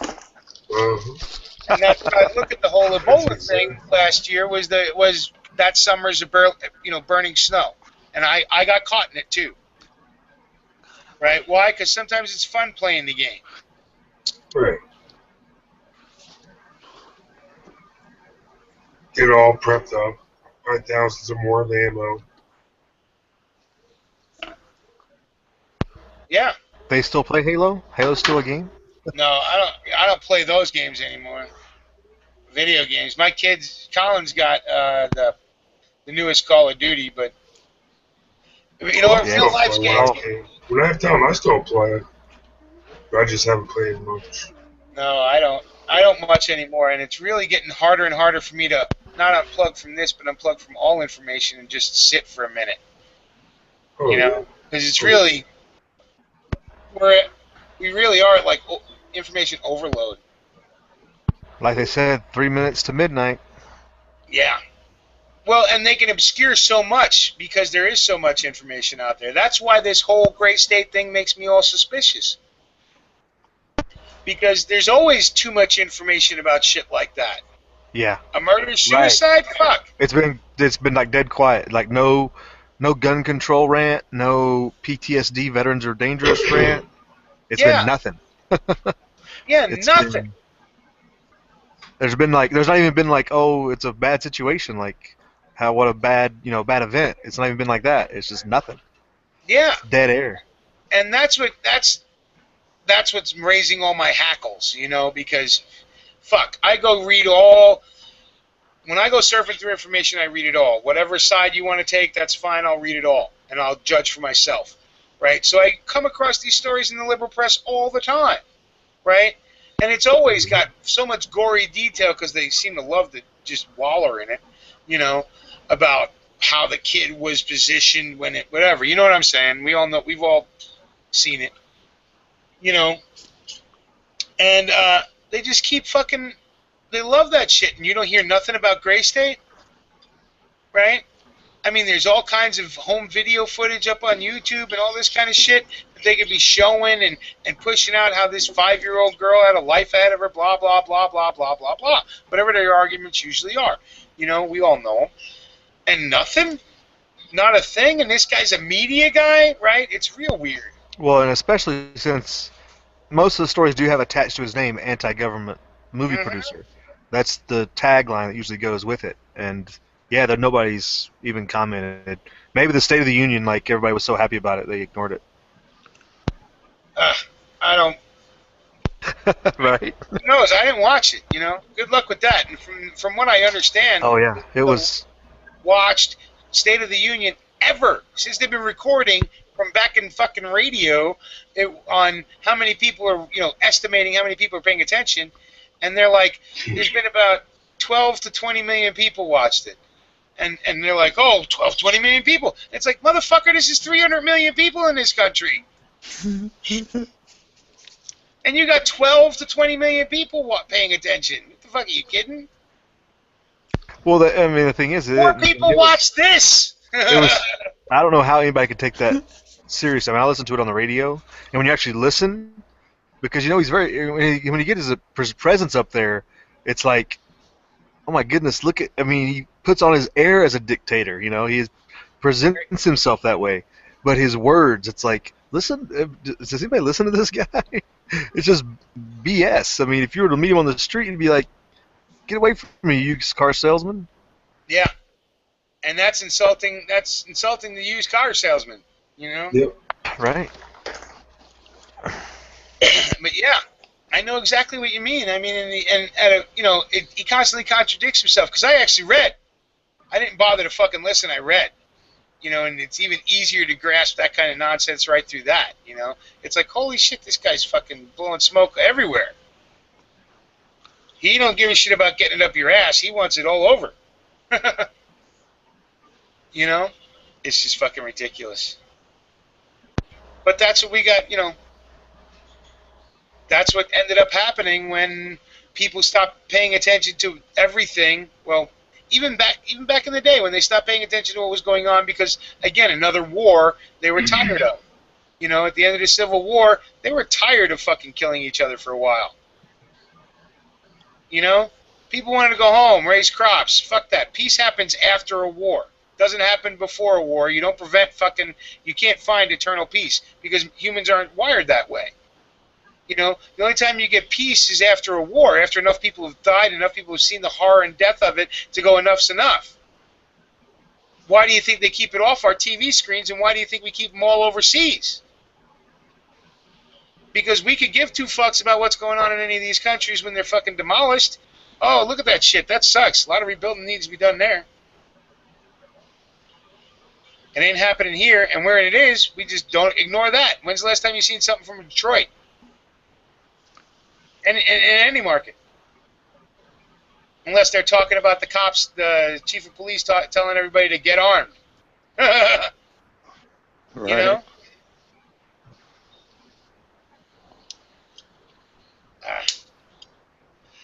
Rebel's right, though. I'm much more ranty if I don't get high. I think the Green Dragon would prefer you that way anyway. Which way? The ranty way, of course.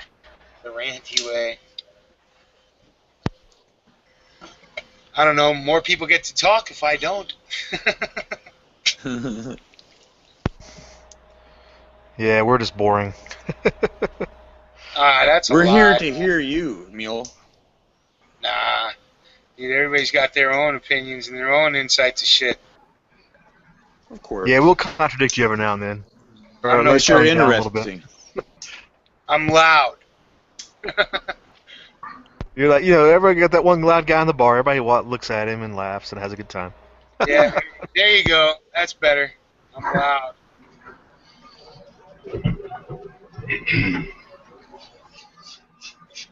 It helps. Oh, is Tony still there? Tony, Anthony, you still there, or are you just, chilling like a villain?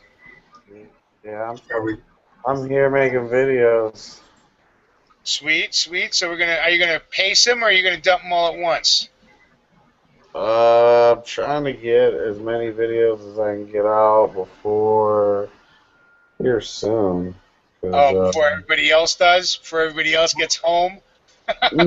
Well, I could, huh? It would make sense. But, no, there's YouTube gets stingy here, so that's all I can say. Also, Can we do some shout-outs? When was the last time we did shout-outs? It's been a while. You want to do some, G? Or you want me to take care of it? Yeah, go ahead, because my screen's not up. Oh, right, man. We got Monitor Nines out there, and he's saying that Detroit is a simulation of what they want to do. Yeah. Yeah. And no, he had some blue hands the other day, but he got chemicals off of a new Lexus, so he may have been poisoned. Yeah, you may have been. If you touch chemicals on something like that, and it was like a brand new fucking car that was some blue chemical, so who knows what it was? Probably just windshield wiper fluid, though. You're okay. But he says he knows silver, so he was agreeing with you. Tommy Boy's still out there. Joel's out there. Padinsky's out there. More Days is out there. Tommy's out there. Mr. Tommy Boy. Jason's still out there. What's up, Jason? And he doesn't think Obama's going to leave office. You know what? Fuck. My buddy Obama has got a countdown on that shit. I think we're on day 700, and it's got to be like 28, I'm pretty sure. 728 days until Obama's officially out of office, supposedly, whatever. If we go to 729, let's just, how do you hold back? How do you, there's no, yeah. I'm If not that ready. reality comes true, that's off the deep end right there. Yeah, it really would be. Kevin J. Stoll's still out there. What's up, Kev? Son of the Republic, rise from thy slumber. I just like saying your name. He says it's called prostration. I don't know. I know that means bend down before somebody, but yeah. I stopped doing that once I stopped being a Catholic. Knucklemack's out there. Sparks is out there. America Died still's out there. And Mike Kniveswinder. Everybody else. Up, Ohio Wolverine. What's up, Ohio? How you been, buddy? Biker Bob. What's up, Bob? Solar Savage. Oh, I did miss a few of them. Look at that. Mr. X-Men Rules. Holy shit. I hope you are still there. Mr. X-Men Rules.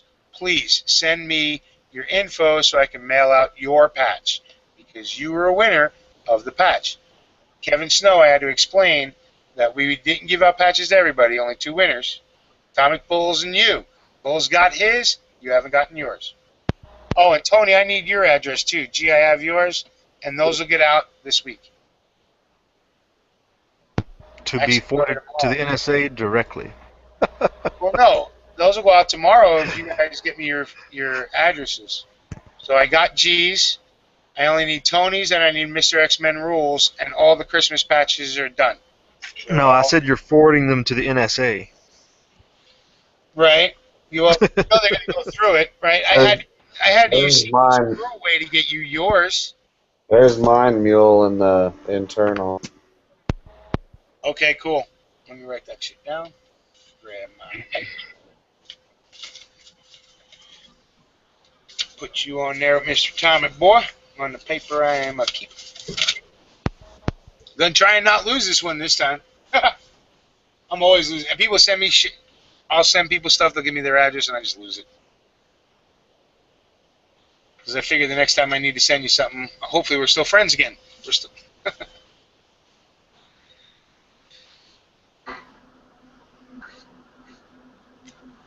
Anyway, let me double check and make sure I'm all caught up. Now that I shouted out Mr. X-Men Rules, make sure I'm all caught up.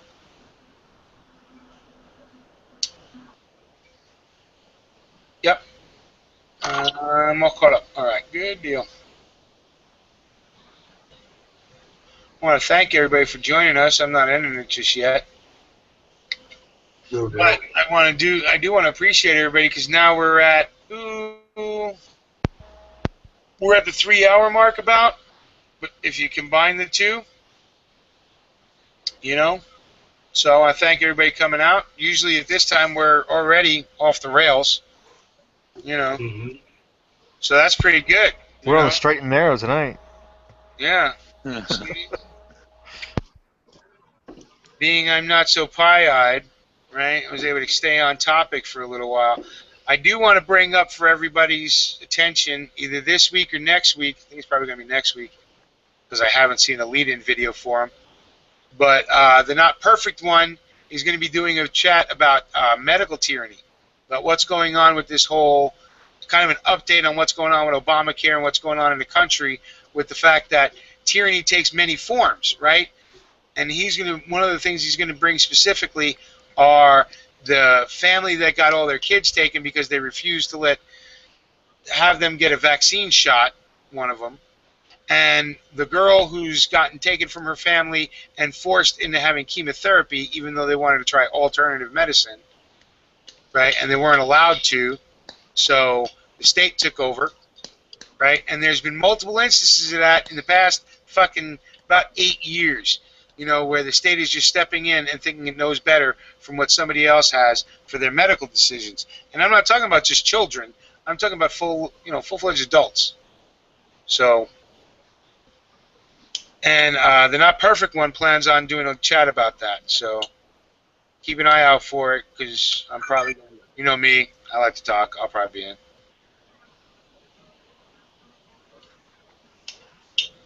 Hell yeah. I have a face for talk radio. Mm.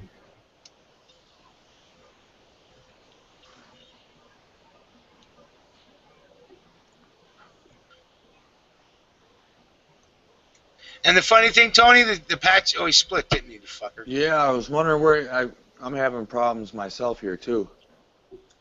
Well, I'll tell him tomorrow or whatever. But the funny thing is, he already has all those patches. He got the Haas patch from Haas.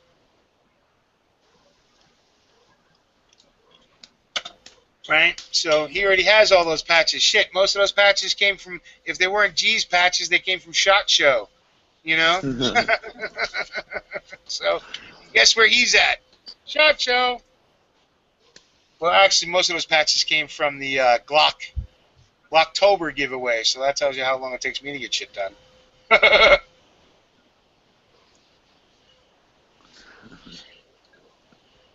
Right? It's at least before Glocktober 2015, so good to go.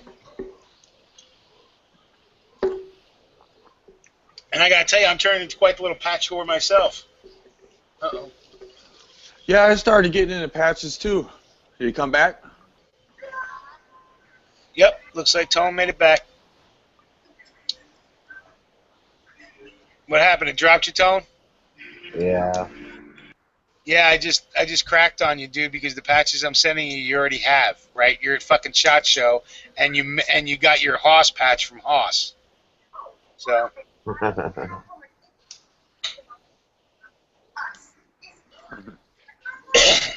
It's funny. I'll hook Justin Black up. There you go. Right, spread the love around. Shit, I don't care. You know that, Tony. Hell, you gave me my first Glock patch, and now I'm giving you, I can give you a new one. That's why I didn't. I'm like, fuck, why am I going to give Tony back a patch? I got his right there, and one he gave me there. I gave away a lot of good patches last year. Yeah, you did. Looks like you're doing the same thing this year. Just combining it into less shipping. Yeah, I'm going to do that little... Dude, I still got the poster from last year right here. It's a mule. I got another one. It's signed to the Green Dragon, but it got squished a bit. So Send it anyway, bro. You know how that is. Wrap that thing for my kid in it, right? Oh yeah. And you know me, I'll sport it. I don't have no shame in my game. My friends give me shit, I show it off. Yeah, they were all dressed up. Did you see the pictures I posted? Or the Russian chicks were all dressed up like Ruskies. Always fun. It makes me. Snow bunnies? Dude, we went from 50-something viewers down to 23. Well, the conversation's kind of tailed off too. Yeah, we pushed it down to 3 hours, and I'm getting kind of ranted out, Yeah, it's getting Plus, later. I'm working on my second bowl, so it's starting to help.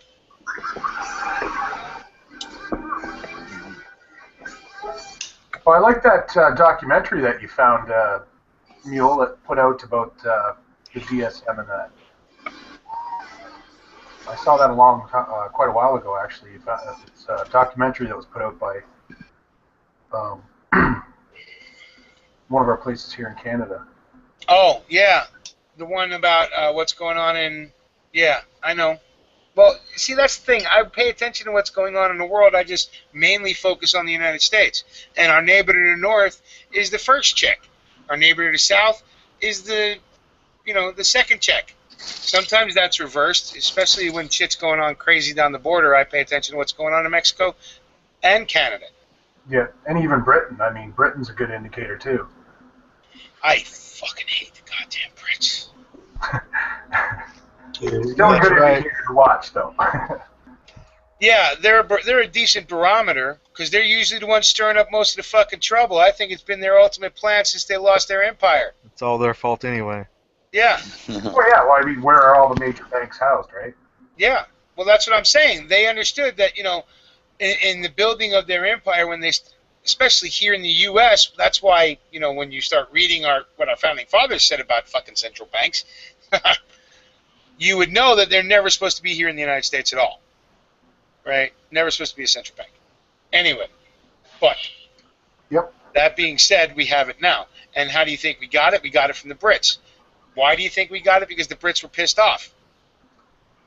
You know, because we decided we didn't want them ruling us anymore. And they're like, okay, well, we're not going to rule you through government. Now we're going to rule you eventually through money, through finance. Yeah, that's in our Constitution, too. And our Parliament has the power to create our own money. They just chose to dish it off to whatever bank, right?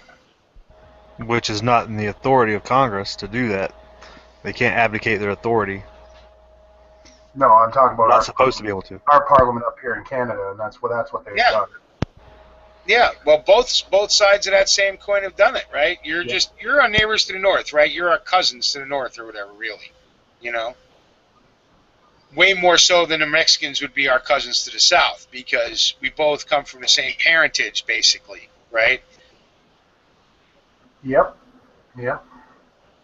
So yeah, it follows that they would, you know, because they're all in this fucking game together, and they want to keep it spinning as long as possible, because once it stops, we're all fucked. Yeah, I mean, it was all the immigrants from the European, like, well, not just European, I mean, all the nations that come over here, the weak and the weary, of tired of being under the thumb of tyranny, and they wanted to create their own peaceful nation. You know, they just wanted to get away from it, and you know, it seems like no matter where the peaceful go, you know, that crown will follow, right?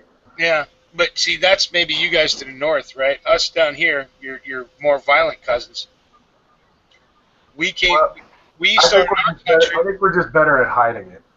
Maybe, but I really do think we are just a more violent nation, like I said, and it goes along with my theory of what the martial art in the United States is, the way of the gun, right? Because we had a very violent birth, and we've continued violence all the way through our nationhood, right? From Manifest Destiny to the Marshall Plan, it was all fucking violence, right? But that's the rise of any empire, though, really. Well, there you said it. It's a rise of an empire, but we are a very violent nation. We didn't go peacefully. We didn't come here for peace. We came to get away from oppression. That's where we don't like we didn't like at one time as a nation people telling us what the fuck to do. And we fought against it. And every time somebody put down a new law, a new rule, whatever, what happened? We went west, young man, until we hit the fucking ocean and there's no more west. Then we tried to go to the moon and we figured out, well, that's costly, so we ain't doing that. You know? Yeah, and that's just universal. I think, you know, everybody just wants to, you know, not be hard, to be able to do whatever, you know, they want, as long as it doesn't harm anybody else. And, you know, it's these, I call them shit disturbers. It's almost like the government is there to be the catalyst for aggravation. Well, once government gets, I mean, our government is too bloated. That's why it's so fucking corrupt, right? And that's just simple. Happens in any organization, in the life of any nation. Eventually becomes so corrupt, no matter how well it starts, it ends up falling in on itself. You know, and when you think about how it feels like time has sped up in the last 150 years, basically, well, 115 at least, right? Yeah. Our nation's life is not going to last the length of the Roman Empire, or even the British Empire, or even the Ottoman Empire. Yeah, and it's like those frequencies keep getting quicker, you know, like the cycle goes quicker and quicker as technology progresses. Yeah, it definitely feels like that. I mean, because we're at that, you know, people have had the discussion, and I'm sure if you've studied Sun Tzu, or, you know, we can get all kinds of fucking deep and philosophical and shit, but there's like 4 stages, and we're in the 4th. Yeah. Right? We're basically out of the merchant stage when we lost all our manufacturing. And then we got the idiot there talking about how he's going to bring manufacturing back to the United States. Oh, yeah, how the fuck is that going to happen, genius?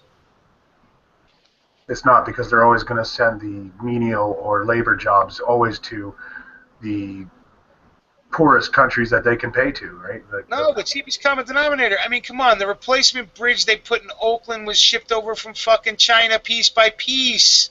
A bridge with steel that came from scrap from the United States. Yep. You know, the United States, that's an internal job on an internal infrastructure for a giant fucking project that was state and federally funded. And all the materials came from fucking China. And you're telling me we're going to bring manufacturing back to this fucking country? What are you? do people really buy the bullshit anymore? Yes. The only Because if you- manufacturing I think that's going to happen is personal manufacturing. I mean, you're going to get to where you've either got a CNC or some type of 3D printer at your home, and if you need something, you download the plans and you print it off yourself. But who makes the 3D printer? It sure as fuck ain't made here in the U.S., right? The small company, MakerBot, right? Well, they have self-replicating printers now. Well, the starter company, the one that started the movement towards making, because it was already in industrial fucking manufacturing, but it wasn't brought down to a nice cheap level like MakerBot brought it down to, right? Yeah. So they bring it down to the level, and they're making them in their home city, right? So that's cool. But the second they get big enough for it to be household, it's being made somewhere else because it doesn't pay. First of all, we don't have the manufacturing like they do in China to be able to push out one for every home. Yeah, but you also got to look at the bureaucratical red tape that anybody has to go through in North America to start up a business, right? That and the environmental hazards that they don't give a fuck about over there. They just don't Yeah, fucking you got care. places like the Philippines, you know, you got backyard gun shops that are making manufacturing firearms, you know. Rock Island stepped away from that. They're not having that done. They have real factories from Rock Island just to let the gun community know. But when Rock Island started, yeah. But I mean, it's just that they're less saddled down with red tape. I mean, they can start up a company so easily because they know that they're going to make profit from it. Whereas here, it's the overhead to start up. The capital you need is just phenomenal. yeah, but some of that overhead is not a bad thing, right? Because you know what? Environmental protections, I don't want to see the Ohio River on fire again, ever. Not really. You know, except in the apocalypse. When Jesus comes, if he wants to light the Ohio River on fire, I'm cool with it. Yeah, but I think that becomes the responsibility of the person whose business it is, right? I don't think we need to pay into an EPA. I think we just... But how do you hold these people responsible when you have this kind of freebooter, you know, laissez-faire, fucking free market attitudes with government control, right? How do you hold them feet to the fire? Fucking BP is bailing on all the shit they've done to fucking multiple countries. Well, that goes back to the whole system being corrupt again, right? The whole system is corrupt. So how do you think any other system that takes its place wouldn't be as corrupt? Especially if you're letting the fucking manufacturers deal with what they want to. We have all kinds of shit here in the U.S. with some of these coal companies with their sidings, and we've had problems in West Virginia and all kinds of places, right? Yeah. That are those 1-minute stories that you never hear about again. These fucking polluted towns that nobody can live in anymore, right? Because they're whole regular people who are calling out the EPA on certain things like, you know, I can light my tap water on fire. What's up with that? You know, and they're not doing anything about it. And well, yeah, so we already have that situation, except with the businesses getting taxed on top of it. So the government ain't helping us, but they're stealing the money from the businessmen who ain't doing the right thing to begin with, and we're fucked all the way around. yeah, and I mean, we all know that corporate heads, especially multinationals, all the profits go out of the nation. They don't. None of it stays inside. And that's where we need to fix, well, there's a lot of problems that we need to fix with corporations, but I mean, that's just one of the major factors right there. Yeah, but we can't fix everything, right? So to me, if we do, we have to tear it down to bring it back up, right? Now, corporations are going to fall, governments are going to fall, the whole 9 yards is going to fall. They're going to fucking fall, whether people like it or not. Or the whole goddamn world's going to be under the thumb of just a few people. I mean, we're already at the point where the 1% of the world own over 50% of the wealth in this fucking world. Not just America, the whole fucking world. Yep. So how many people are on the fucking planet at this point? About 7.5 billion, maybe? Right? Yep. 1% of that own fucking over 50% of the wealth of the whole fucking planet. Yep. And when they hoard it like that, how do you get anything in any economy moving? Only if they wanted to. And then it's only it's stealing more wealth from that other 50% to pass around up on the fucking 1%. 99%. I mean, it's fucking ridiculous. 1% owns more than 99%. Mm-hmm. And everybody's like, that's cool. Maybe I'll be, and in the America, here's the problem with America, is we all think that we're one lottery ticket from being the 1 fucking percent. We need a Robin Hood. Yeah, I've said that before. Yeah, I think we need something more closer along the Terminator lines. We need a Terminator Robin Hood. Because all they're going to do is print more money or print I am more. Robinator. You need somebody that's just going to end it. They were already doing it. I mean, if anybody watched that documentary, that Gray State documentary, right, to bring it back to some of our original topics, but if anybody watched that Gray State documentary, I know it was 2.5 hours long, and it was hard because it was dropping fucking connections, but if you did get a chance to watch it, they laid a lot of this out in there. They don't give a fuck. They'll print more money. They just announced that today. I think HDP put that up, didn't he? Yeah, the ECB is going to just doing QE, yeah. Yep. More easing. Yeah. It's crazy, man, because it's pretty much a guarantee that the Federal Reserve is not going to raise interest rates and is going to continue with its current policies, which is just more free money. Yeah. Yeah, but not free money for us. It's free money for the... Oh, no, for sure. Yep. Yeah, it's just It's put more. It's just put go more right weight into on Wall top of the pile, and it's going to tip it. Right into Wall Street. Shit, man. It's a huge buck. Yeah. And this motherfucker's for the people. Blowing smoke up everybody's ass. Oh, we're going to fix infrastructure, bring back manufacturing, job, free broadband, free education, free everything. And we're going to tax the 1% to do it. And you think those motherfuckers are going to let you? Please. Please. And that's going to be the bullshit distraction fight for the next 2 years. Well, all kinds of shady shit's going to get done. And all kinds of shady shit's already being implemented because of all these fucking protests and riots. And people ain't paying attention because they didn't fucking start nothing off. Fuckers. Yep. Because everybody's locked into their own personal bubble, and I don't blame them, but, I mean, everybody's, living paycheck to paycheck, making ends meet, And they have no time to focus on anything else. Nah, you know what? So... I don't get how the colonists were able to focus on what was going on, thousands of miles away across an ocean, and what was being done to them, and they were able to put down their fucking daily tools and pick up a gun and stand up. Yeah. It's a lot. It wasn't that easy to get in trouble back then, too. You can kind of just go gun ho. It's a little harder to go gun ho now. Yeah, you could have. It wasn't as easy as you'd think, right? Because they already had censuses by then. They already knew at least a majority of the populations that were in the colonies. Yeah, but back then I could change my ID 1,000 times. You wouldn't know. Here, you can't change your ID. They're gonna know who you are eventually. But most people didn't, right? Most people wouldn't drop off the planet like that. And you saw many of the founding fathers and many of the people who fought for our independence. They lost their families, their fortune, and their honor in the fight and struggle for our independence. They did, but the information was so slow, Yeah, it took months in order to get and education was so low. I could just say, hey, we're going to go be patriots, and you'll go. Just because that's what you got to do.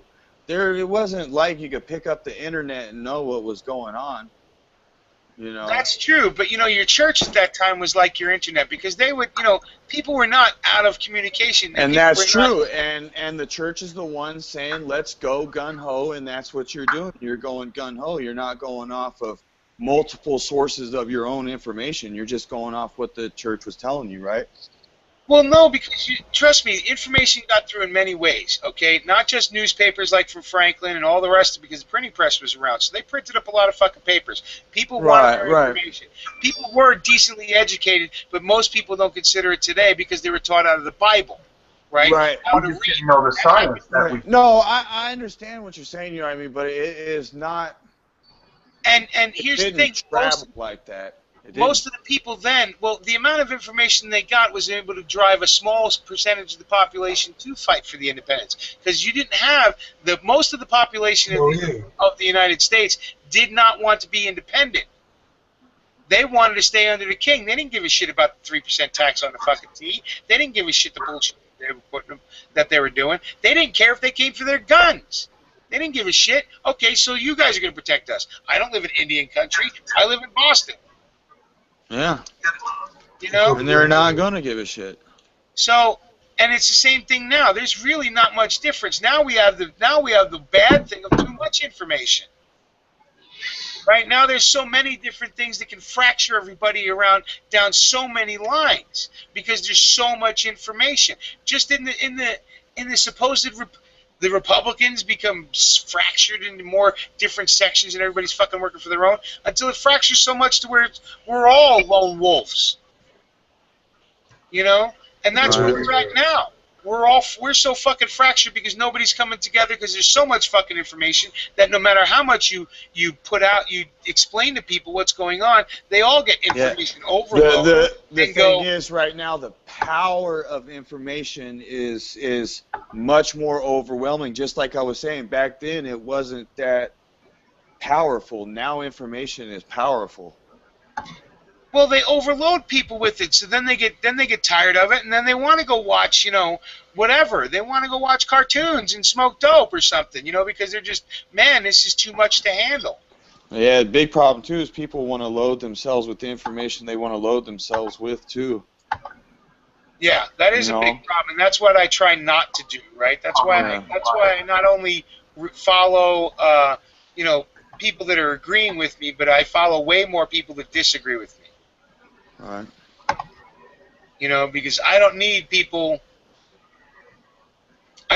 behind me patting my back all the time telling me what I want to hear. I need people behind me telling me what I need to know. Right. And there's a difference that most people don't understand. You know, you know, in your group of friends, you have all these yes guys, and then you have that one dude who's always going to go no. That one's usually my best friend. Right? That's going, wait a minute, this might not be a good idea. But then if you listen to those people, Mule? Huh? You listen to those people? Yes. because when I say I don't care, they still got my back skipping along. Right? So if I'm getting into a fight that might actually be my fault, and they're going, this is a bad idea, we're going to get our asses kicked, and I'm going, I don't give a fuck. They're going, okay, let's go. I'm on it, Lance. I'm on it, Warrior. I'm on it. Oh, Warrior out there in the chat? Yeah, fucking my boy Warrior and brother Brolance want to get in, but I'm getting there. I got to do it the old-fashioned way, Lance. Right. Yeah, I haven't heard from Warrior in a minute. Right? Yep. Definitely would like to hear from old friends and any new mouths that want to shut me the fuck up. Well, here's something, I mean, we haven't really talked about it in a while, or since before Christmas, I guess, but we had still got that BLM issue out here with the new management plan, and the county commissioners voted for the resolution to tell the BLM to pack sand, essentially, but that's a start in the right direction. That happened this week. Now, I saw you post that one. Now, is that up by you, up by Carson? No, that's the one, that's the Nye County one. That's the problem. No, this is the one that actually is affected by the that management plan they were talking about back in October. Yeah, right. That's the 3 million acres. The 3 million acres. And that's the one where that guy won the lawsuit against the government down in Nye County. No, that was it Lincoln? No, or White Pine? No, it was on the eastern part of the state, over across on the other side. Oh, I thought it was Nye County. No, though. Lawsuit was one over out of Ely. I don't know if it was Lincoln or White Pine. I can't remember which county it was in. Okay. See, I thought it was in. Okay. Well, you know what? But that was, you're talking, that's more than a decade ago that happened. That was 20 years ago. That's Nobody cares about it. Neil, can you help me? I'm sorry. Can you we got Warrior in. What's up, Warrior? Oh, Warrior's in. What's up, everybody? All right. I think you got some man. G. Thank you, bro. Yeah, no problem, brother. Sorry, Reliance, too. I'm late. What's up, gentlemen? What's up? How you doing? Doing good, doing good. How you been? How you guys been? Let's start with eeny, meeny, miny. Hey, Warrior. I'm doing great. Shit, working a lot, fucking traveling a lot. How's the daughter? Oh, she's getting so freaking big and bad. It's not even funny. I told you. I told you. Very cool, very cool. How was your New Year's and Christmas? Because I haven't talked to you since before Christmas either. Christmas was great. Spent a shitload of money on the little one. New Year's was great. Spent a shitload of money on alcohol. And you lived through the invasion by the Marines, right? We don't get invaded by Marines. We had a shitload of fucking Marine Corps, I guess you could say, air quadrant. I don't know what you call it. I guess the Air Force of the Marine Corps. They were flying through fucking Inglewood like crazy. I got a whole grip of pictures of fucking like Ospreys and all type of shit like that. Yeah, that's what I was talking about because I heard they were the Marines had landed in Long Beach and Inglewood and a few other places. Yeah, they were flying through like crazy all of December and early January. Mm-hmm. Well, thanks for catching me up. Let me hit up Bro Lance real quick so then we can just get back into the conversation. Bro. What's up, Bro Lance? I haven't heard from you in a minute either. How you been? Oh, this'll go real quick. Nothing new on this horizon. Everybody's good? Family? Oh yeah, everything's good. All right. So, well, have you heard anything that we've been discussing that you'd want to jump in at? Well, yeah. I mean, I hate to be a guy that, gets hooked on religion or anything like that, but there was a topic you guys were discussing a little bit. My wife and I were talking about it earlier. I was thinking about baking a cake. And, if the Bible tells us that all these things are going to come to pass, and this is the way it's going to end up in the end, and people are going to run to the caves and they're going to run to the mountains, and, you guys all know the Bible stuff, so I don't have to explain to you what it says, but I was thinking there's got to be certain parts of that cake, like a cake can come out with, icing on top, or it can come out, completely bland. Maybe you didn't put any sugar in it, or maybe you even put rice in when you're mixing up the, the mixture of the cake. Ooh, So- we just got hello NSA guy, long time no speak to. Maybe got no eggs. Maybe got no eggs. Yeah, it's not going to come out really good in the end, but that's not really what the Bible discusses. It doesn't say, it says at the end there's going to be a cake, but Right. that doesn't mean that cake is going to be really good. Right? Doesn't have to be a party cake. Ain't no stripper gonna jump out of that one. Well, my question is then, I mean, I know a lot of church people will say at the end there's going to be a cake, and I'm not going to worry about the process of making that cake. I'm not going to worry about the ingredients or anything like that. But I think that is our concern. I don't think that we should sit back and not be concerned about the people that are making the cake around us, and we have to be submitted to it, and we have to eat it at the end. I think we need to, look at the ingredients. Who's the person that's putting this in and what's actually going in? Because if I have to eat this at the end of my life, if I have to be the one living in a nursing home, even on government care or something like that, if they're forcing me to pay for health care or whatever it may be, if this is the way this world's going, I need to be concerned about those ingredients. And I can't just sit back and say, at the end it's going to be a cake and whatever comes may come. I would say we shouldn't have to worry about the ingredients. We should have to go after the baker. Well, Yeah, I definitely. know a lot the of person people that's don't involved. care. A lot of people are taking exactly that stance of taking whatever piece of cake they're going to get. Well said, Steve. Well said, Brolance too. And Burley, yeah, both. Well, Burley stories. He's a good Hey, one. hey guys, I don't mean to interrupt. I got to get up early in the morning with the little girl. But nice chatting with you guys. It's pretty fun. Thanks for coming in, brother. Yeah. Have a good one, Black. Hey, I Have appreciate a it, good one, guys. you. All right. Sorry to skip out. You're all good, Oh, bro. no worries. I'll see you We're tomorrow. I'll past see about you. that time anyway. I'll see you tomorrow. HDP. What's up, Warrior? You were just waiting for me, weren't you? Oh, you know I was. Okay, so I was down there for the 10th, Are we and I still kind of live? yeah. What happened? That's what I'm wondering. Did it like all like just go away or what? What are you talking about? The whole fucking Nevada land grab that was supposed to be happening on like the 10th and shit. Oh, that's what we were talking about right before you come on. Okay. Well, the BLMs had to push back all their plans, but the county commissioners in Nye County put a resolution up this past week basically saying the BLM should have no control, and to well, the next step would be a I don't know what they would call it, it's not a law, it's a county act, I guess, or a county, what do counties do? Code, county code or something. Okay. But basically give the sheriff power to enforce that language, but they're not quite there yet. But it was a 3-2 split, so there's still a little bit of Southern Californians that moved into Pahrump, basically, that have their representatives in there.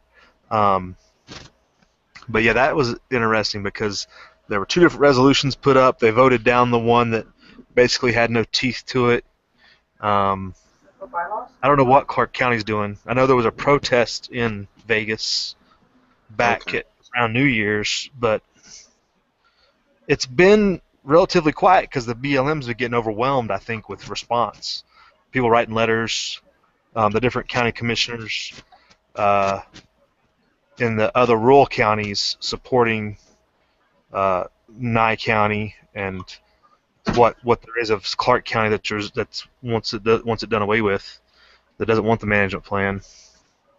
But more to be determined. I mean, the 17th was the day that the BLM was shooting for, but I think they've had to readjust, and I don't know what their plans are. I've been trying to read up on. They've got their new management plan up here for the north that they're having meetings on for the next 2 weeks. That I'm trying to get to the meeting on Saturday out here in Carson, but they're going around the northern area as well, going over their latest and greatest, which I don't know how much resistance they're going to get from up here, because the whole thing about the grass and everything is still a big deal up here too. Okay, so you said that the date got pushed back. Is there a date on the table, or is it just? I don't know. I haven't seen one. I haven't looked that deeply, but who knows? Let's go back. I'm not trying to cut you all off, but I wanted to go back before we started this topic. I wanted to finish with Berlins was talking about. Let's bake some cakes. Yeah. Berlins, I want to go back to what you were saying, bro. I want to hear I'm just trying to understand more what you were talking about. Oh, I don't know. My wife and I talked about it for about an hour and a half, so I know in 2 minutes I didn't describe it the way we talked about it, but just my thoughts that life is what it is, but there are outside circumstances to that. Matter of fact, Dystopian put up a post of a label that can't, but then somebody was holding a pair of scissors that was cutting it between the apostrophe and the T, which makes it can. And I've always believed that, regardless of outside circumstances, how you live your life is a choice. You can, whether it's a government coming against you, or whether it's a religion, or whether it's I even said, unfortunately raped, or if you're loved or unloved, can is always a choice for you. You can always overcome, you can succeed, you can be successful in life, because that is a choice for you. And I'm thinking to myself, if life, like they used to say, hands you a lemon, make lemonade, that was my point about the cake. I'm thinking that there's so many external ingredients to the cake that is life, and certain people, governments, maybe even your own life choices are those ingredients to the cake. At the end, it's going to be a cake, but it might not be a good cake. It might be the first time your wife ever baked a cake and it tastes like shit. She forgot the sugar and put salt in instead. My wife has done that in cookies. Yeah. Personally, I live my life, Berlin. This is just me speaking myself. I live my life the way I want. I do what I want. I'm not saying I'm an outlaw or 1% or 3%, but as long as I'm not hurting anyone, I feel like I should be able to do whatever the fuck I please. As long as I'm not hurting you or hurting your wife. I totally agree with that. We were even talking about the Hatfields and McCoys earlier because I was watching that Gray State documentary to bring it back to topic. But, you know, if I live next door to somebody and let's say the Hatfields and McCoys, I don't know what I'm going to call myself. Well, I'll call myself the Hatfields. McCoys live next door. And they create a certain style of gun, right? And then I create my own style of gun based on what I saw they created, but I made a better version, and mine is selling better. Why does the government have the right to come along and tell me I stole intellectual property? I mean, that is, you know, you have a right to do whatever you do, however you want to do it, and provide to the community that desires what you're creating. The free market is what's necessary to keep this country functioning. That's what's being killed by the corporatism, and that was mentioned in the Gray State. You know, the corporate entities, even like, you know, the iPhone thing, Apple, if they have to put up suicide nets on the outside of their building, because so many people that work for them are jumping off the top of their building and they're tired of seeing dead bodies splattered on their sidewalk, they have to put up suicide nets. I mean, there's a problem there. And you can take your choice away. You can say, I'm not going to buy for that. Absolutely. But who does that? Who literally goes out there and says, oh, this phone sells for this amount and has this amount of features, and I'm going to look into the history of this company and decide whether or not they're ethical. Nobody does that. They don't decide whether or not a company's ethical. They decide what the features are of the phone, and they decide how much it costs, and then they decide what they want. Right. All about how much. No, you're right. You're right. And they don't care, but to say, oh, don't get me started on free market. Sorry, bro, last year. No, that's all right. I was just trying to explain the cake, and I think that's part of the cake. No, that's the ingredients of the cake that makes us who we are, and we're not an ethical society when we choose a cheaper price regardless of the consequences. Right. But you covered a lot of ground there. I mean, when you covered intellectual property using the gun example, you know, if I make a firearm and I designed it, right? And somebody comes along, buys the firearm from me, looks at it and goes, well, I got more money than this guy, so I can make a lot more of these real quick, right? So what I'm going to do is I'm going to take this to my engineer, have him reverse engineer it, and I'm going to start putting out 500 a day. This guy can only put out 5, right? Now that's his intellectual property. He designed that firearm, right? But the Hatfields, as you said, go out and steal it. Right? They bought the product. They didn't buy the fucking design of the product. They bought the product, right? But that doesn't stop them from reverse engineering it and going ahead and selling it, right, in a free market society, thereby crushing the man who originally came up with the idea. And what causes the man that originally came up with the idea not to create a better product then? I mean, that's what I think free market is. But then where's the capital? But he built it, and he would create a better product as he went down the road because his product was protected. What would give him the incentive if he goes ahead and builds a better product and this guy comes and buys it again and takes it back to his engineers and does it again? Then he would build another better product. Right, so he has to build another one and another one while getting robbed the whole time by somebody with a little more money. Yeah, we already had that. That's called China and the knockoff market. Yeah. Yeah, exactly. Okay. And what does it do? Kill manufacturing and destroy intellectual rights. But that's the free market, right? And the free market, if I need a kidney, I should be able to buy a kidney off one of you. Right? And if you're hungry and you need the fucking money because you want kidneys, don't you, Mule? You want kidneys. Well, it's just How much are you willing to pay? Look, I haven't drank that much. How much are you willing to pay? Exactly. So free market society, right, I should be able to buy it from any poor person who matches up with me, and I have the money. So, and they're going to be willing to sell it because guess what? They have been handed fucking lemons the whole time because they were born in Bangladesh or some shit in a fucking hovel.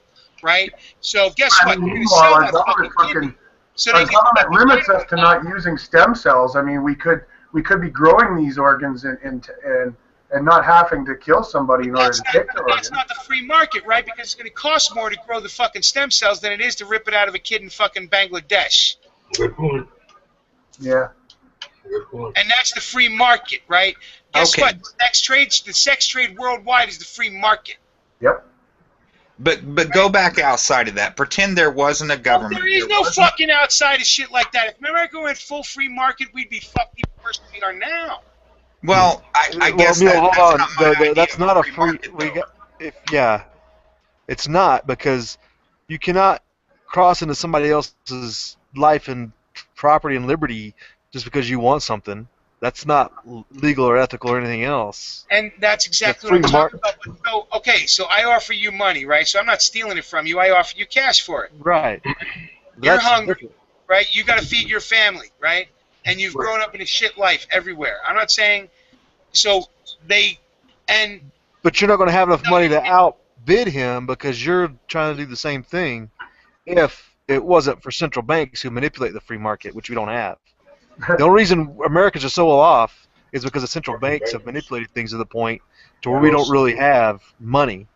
So this wouldn't happen in a free market. You wouldn't have that much leverage. You wouldn't be able to work so much to be able to get ahead of somebody to get their kidney or whatever. You wouldn't be able to. Okay, He so wouldn't think be that broke. about it this way. Okay, maybe the kidney was was hard for people to get around. Think about it this way: if we've never had a free market society here in the United States. There's always been a tariff, right? There's always been some kind of tax on an import coming in, which we've actually done away with, and has been a giant detriment to our country. But that's besides the point, right? All goods that were originally coming into this country were taxed, right? That was the tariff. That was the only reason for the damn government, was to tax these imports, because until we could make it for ourselves, the government needed to build up. One of the few jobs they had, yeah. Yeah. Right? So it's never been a free market society here in the United States. It was a closed market society. That was the whole point of the tariffs. They made it more expensive to import shit than it was to make it here. Yeah, it's a lot different when it's a closed loop system. So to ever say that we were a free market society in this country ever is a lie. Well, whoever brought that up, whoever said we were completely free market. Oh, well, no, it wasn't. I think that was one of the. That was one of the goals based on the Hatfields and McCoys, and really my point that I was trying to make, which I don't think I completely made, that was if there was no government, there were no banks, there were no laws. All you had was two families living out in the middle of nowhere. The Hatfields over here and the McCoys over here, and a fence dividing the two families, and this family over here made a gun, and this family over here copied that gun. What does any outside source have to do with coming in and saying you're wrong? Can't those two families work it out amongst themselves rather than having a government agency passing laws and deciding what is allowed and what's not allowed? Like patents, for instance. Well, Why do I have to be the first one to pass a patent to claim this is my intellectual property? Okay, here's the deal, though. You used the perfect analogy, which is kind of going to hopefully mess yours up. You use the Hatfields and McCoys. How did the Hatfields and McCoys, settle their argument without government? They fucking shot at each other. So now you had both sides building the same fucking gun. So what do you have? The Civil War. You have the fucking two people fighting against each other. You have Northern Ireland versus Southern Ireland. I am definitely cool with duking it out rather than calling on somebody else, putting a parrot on your shoulder and saying, now there's two people against you. Or now we have, Microsoft against you has billions of dollars. And look at us, and now you're losing. Okay, so what about the little guy who's up against Microsoft? Now, they're on that same fence, right? They built that gun. Microsoft's the guy on the other. It's not Hatfield. It's not McCoy. It's Hatfield and Microsoft. Right. So, what if the McCoys own, way more than what the Hatfields do? You know what I'm saying? So there has to be some kind of medium ground to meet in. Without, if it's all violence, then cool. That's straight up anarchy. Let's fucking go for it.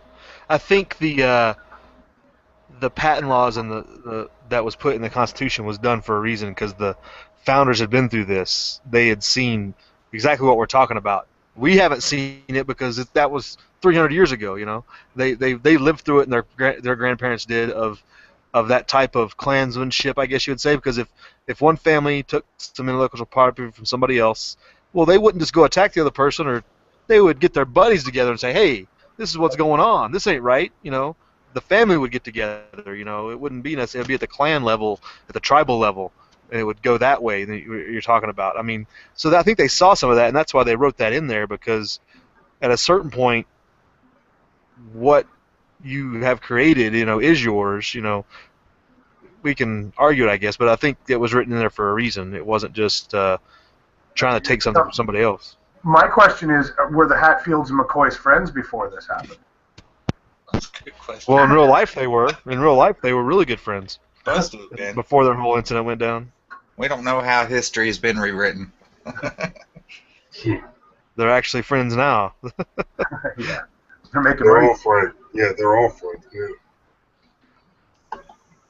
But you don't think that, I mean, why should intellectual property even be a necessity? Because if I create something based on what you created, but I thought it was better, don't I have a right to do that and include the same parts or design you did, but I made it better and the public appreciated what I made, but because I made it kind of like yours, now I'm being sued?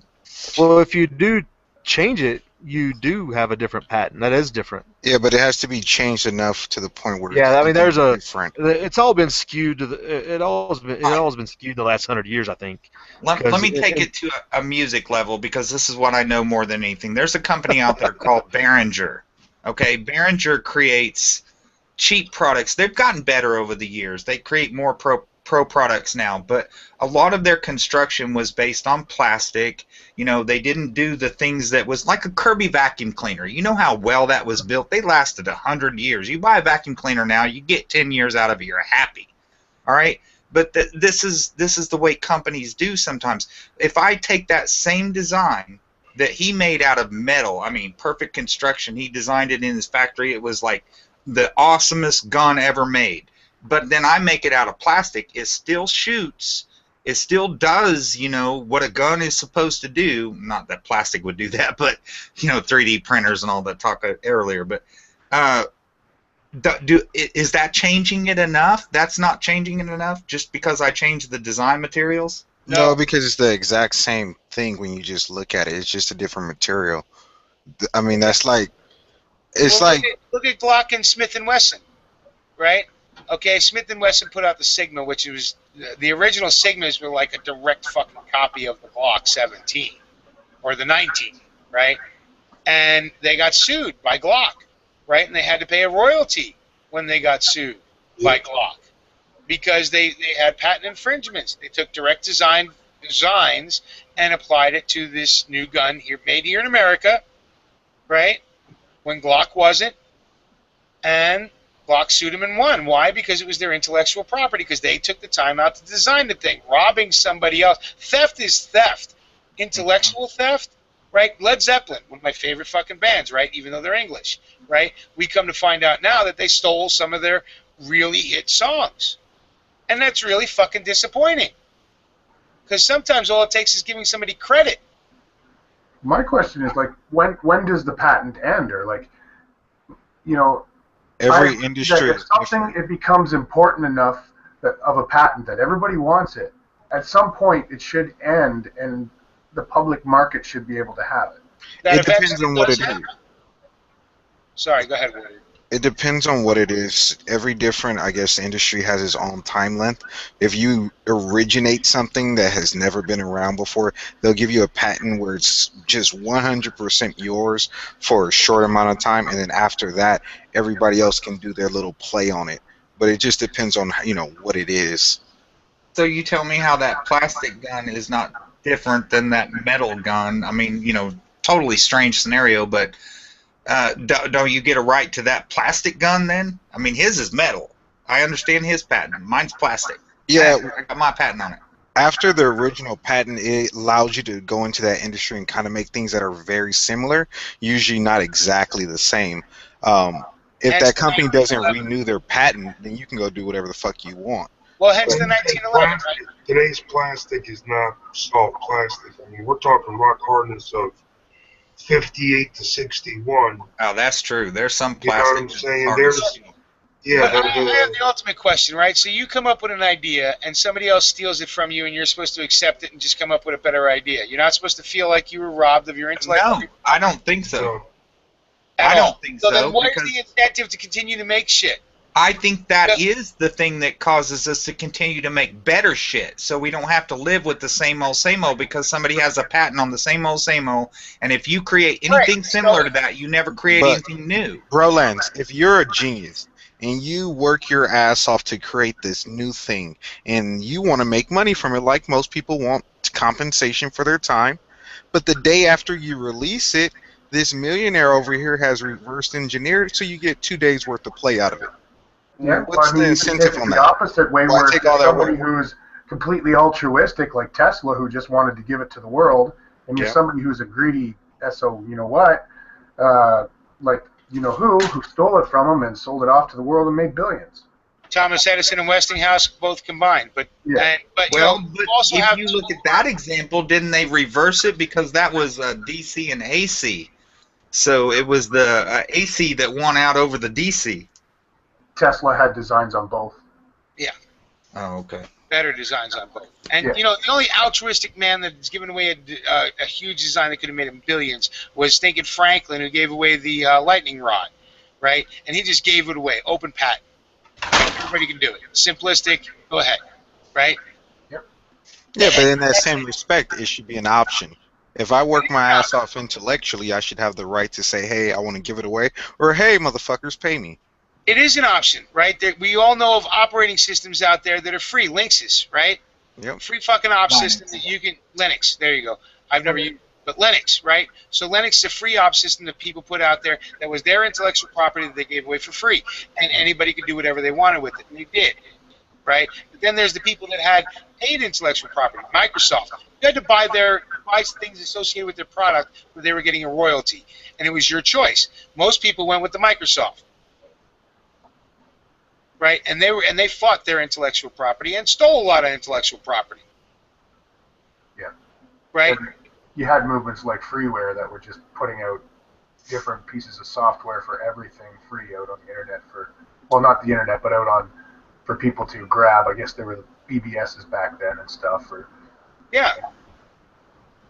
But yeah, I mean, so it happens, yes, but it's not not an ultimate free market. You still have to pay for shit. And you can't rob other people. You can give your shit away. If you want to design a gun, it's a great gun. You want to give it out, because let's just take CZ for example. CZ, when they were Czechoslovakia, was underneath the hammer and sickle, right? The control of the Russians. They designed what I think is one of the finest guns around, right? Combining the best of all worlds with a high capacity on a 9mm, right? Anyway, but they couldn't patent it out to the world, right? They had their internal patent and they were able to make it within the Soviet Union's group, but the rest of the world was supposedly not knowing about it. Well, it was snuck out and reverse engineered by the Italians. And the Italians made shitloads of money, right? Shitloads of money. And now that's an open thing. So now everybody steals from the Czechoslovakians. And the Czechoslovakians, while they're now a big company themselves and their market has driven them to do better shit, but they still make the CZ and every design's off that original design because the CZ is their perfect gun, right? That they designed as a handgun. And everybody stole it from them and they've got nothing for it. And they continue to. Every time CZ, and they just say, yeah, well, we're just updating it like CZ is. Every time CZ makes a move, everybody copies them because it was an open patent on the original. They're fucked. And the other thing is, like, how much money does one have to make, or one corporation? You know, how much is enough? There isn't. Well, when you have a central bank making inflation, you have to keep making money. That's a corrupt system. I mean, that's part of the problem. Yeah, It's not a like true a market. roller coaster ride, and then you get on. Once you pass that top loop, you're going to go on that whole ride all the way down until your business dies. Well, here's the deal, man. Like I said before, 1% owns over 50% of the wealth. Yeah, and that's what I was talking about too. Yeah. So when is enough enough? You know, I don't know. You know what? When the people say it's enough, right? When the people get sick of it and say enough's enough, that's when. I mean, you call it what you will, but I mean, we think down here how we think, whatever. But I think if I had that kind of money, I would just kind of walk around different places and be handing out handfuls of cash like, here Oh, well, it turns out, I'm not a big one on psychologists and shit, but it turns out that that turns out not to be true. No. The more money you get, the more you want to keep it. Yeah, you'll never feel you have enough. It turns out that power really does corrupt. I mean, they've done, and I say psychological studies, but they really have done these studies, and I read them. Yeah, like the effect the ring had on Gollum, like turned him right into, it was metaphorical. It turns out that more people will, lie, cheat, and steal the more money they have, and that's not, people of lesser financial means lie, cheat, and steal too. But it just turns out statistically that it's more likely, right? Blah blah blah blah blah. That's why I don't buy all studies, but they have kind of like a mental disability, right? Well, like my ODD, right? Everybody in the I love that too, that they came up with that and made us odd. They made us odd. Yeah. I love it. Yeah, and it's funny. So I start reading that, right? Just wow, we've actually stayed on topic all night. But barely, just barely. Well, damn close to it. You were really wanting to sell your kidneys there. Well, no, because it's when you get ultimate free market, you then have then that's zero rules. It becomes the strong, the fittest survive, right? Because, well, I think it doesn't. It's not as. But in a free market, you don't have that type of leverage. You don't have that much inequality because you're not able to get that far ahead because you have to actually work for your cash, unlike the central bank giving you cash. We're just not familiar with how that would balance out. But there's always going to be somebody hiring somebody else, and they're going to make more money off the back of the next guy. We also got to look at try and pay the least amount, provide the least amount of services, right? Why are we having such a problem with healthcare in this country right now? Because it's no longer 100% employer pay. It's no longer part of your ultimate package. But it's also based on corrupt money. That's the essence of how it happens, though. It wouldn't happen if money. Yeah, exactly. Well, no. If it wasn't for that, we wouldn't see this type of leverage.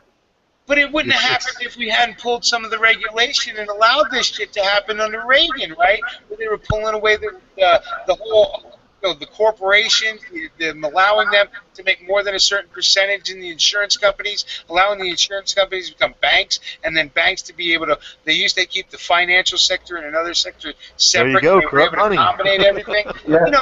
It was fucking.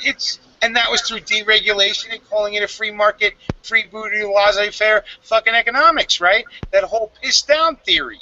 Well, it was said, but that was not the reality, because in reality it was still fake, made-up money that was leveraged on people. That's my point. We don't know what it would be like in a free market because the money being corrupted makes it not a free market from the get-go. So our lives and our grandfathers' lives have not had legit currency, or they've had currency but not real money. I totally That's agree. true. But we haven't ever had a real free market here in the United States anyway. So, the closest things were unincorporated areas when we were spreading across the nation where there was no United States and no law. Those are the closest to a free market. Right, sure. Yeah. Places like, Frontier. Frontier's always more free. Yeah. But we have no more frontiers in this world. No. And that's part of the problem. Oh, there's places out there. No, there's places that still are pretty much on their own. Yeah, but not really. The world is small. Just until they're infiltrated. There's places in Afghanistan that really don't care. Well, yeah, but nobody wants to live there. Right. It wouldn't be so bad, really. Nobody wants to go there. It's just like Nevada. Really. And that's the thing, right? Those Nevada guys, they go, Afghanistan, especially guys coming out of the war, like, parts of California and Nevada actually look like Afghanistan, don't they? Yeah. Just become our own little warlord to be set up. Yeah, well, isn't that if that would be the ultimate play out of a free market society. Wouldn't you call that Bundy, though? Wasn't he claiming to be his own warlord over that part of the land? Because they were claiming territory over it, and he was saying, hell no, this is my land. Yeah. Well, he wasn't saying it was his. He was saying he had a right to graze it. Well, he had a right to it, yeah, absolutely. But they didn't have the right to it that they thought they had. Right. The government, yeah. Now, Well, guys, I gotta roll out. It's past my What's getting that? time. Aww. I knew Warrior had questions too, so that's why I had to bounce. So, been good, guys. Good catch up. Good talking to you, Okay. HCP. We'll catch up with you, Warrior. Don't worry. All right, for Take sure. care, bro. All right, later. See ya. I'm still running the Thursday. Quick question for you, Mule. We got it down, 'cause and we're going to run the after chat. Yep. Sure. Well, I'm not closing the chat down. I'm just shutting the live portion. But go ahead. No, I just wanted to ask you. I'm still back on that. Pretending there's no government or no outside influence. Let's say the Hatfields and McCoys live 1,000 miles apart, but yet they meet at the same bar in town, and the Hatfields show off their metal gun to this guy, and he looks at the design and everything. But 1,000 miles away, he goes and builds one exactly like it. That's still wrong. He can't sell it to his friends 1,000 miles away. That's like saying, well, is it wrong? Wow, you're really trying to slice this fucking hair to get Well, you. the reason why I asked Right. that, because Well- let me explain a little bit before you answer.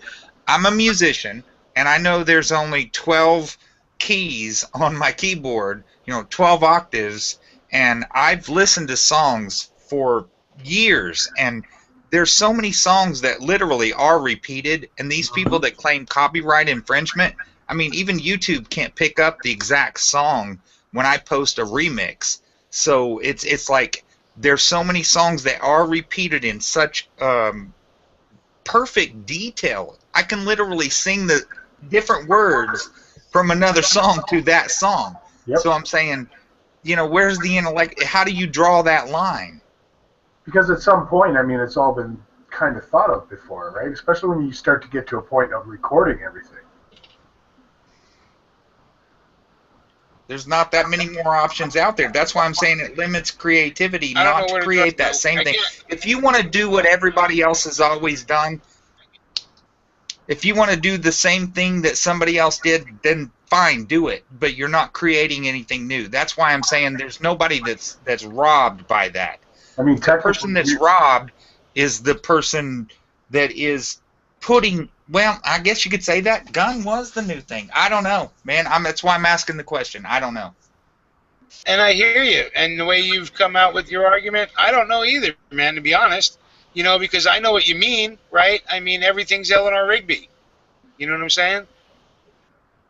So I do dig it. But then think about that. Think about the artist that comes up and they come up with something that's a newish song, right? Weirdo. And there are new things do come out. Well, Weird Al Yankovic is a parody, Yeah, Oh, yeah. right? It's that's what I not. mean. Like, I don't know. It's virtually the same thing. It's just changing the lyrics. I mean, But he won't get a copyright strike, even though it's the exact same music. yeah. Yeah, but then now parody's protected differently than yeah. you know what I'm So I saying. So can't it's do a not. parody of a gun and make it plastic instead of metal. See what I'm saying? Yeah, I understand, and it doesn't seem to me that I don't know. It's a great argument, and I don't have a true answer. I haven't thought I don't of that either. deeply. I just don't like the laws that govern everything that we do and control companies and their business practices. I mean, I'm a DJ, so when I go out and I do remixes and stuff, I'm constantly concerned, I'm going to get attacked by somebody somewhere. Oh, this is not yours. Well, fuck, what am I supposed to do? There's only 12 octaves here. I mean, especially Right, but when I you get think into your mixing, right? Like, Hey, bro, Lance. Yeah. I just got through working NAM. I don't know if you know what that is. Yeah, I know NAM. That's all the electronics equipment. Did some deliveries there? No, I built the motherfucker. Oh, yeah. Yeah, that's a big deal every year. That motherfuckers, it grew like, I think they said they have like 30,000 tons of freight more this year than last year.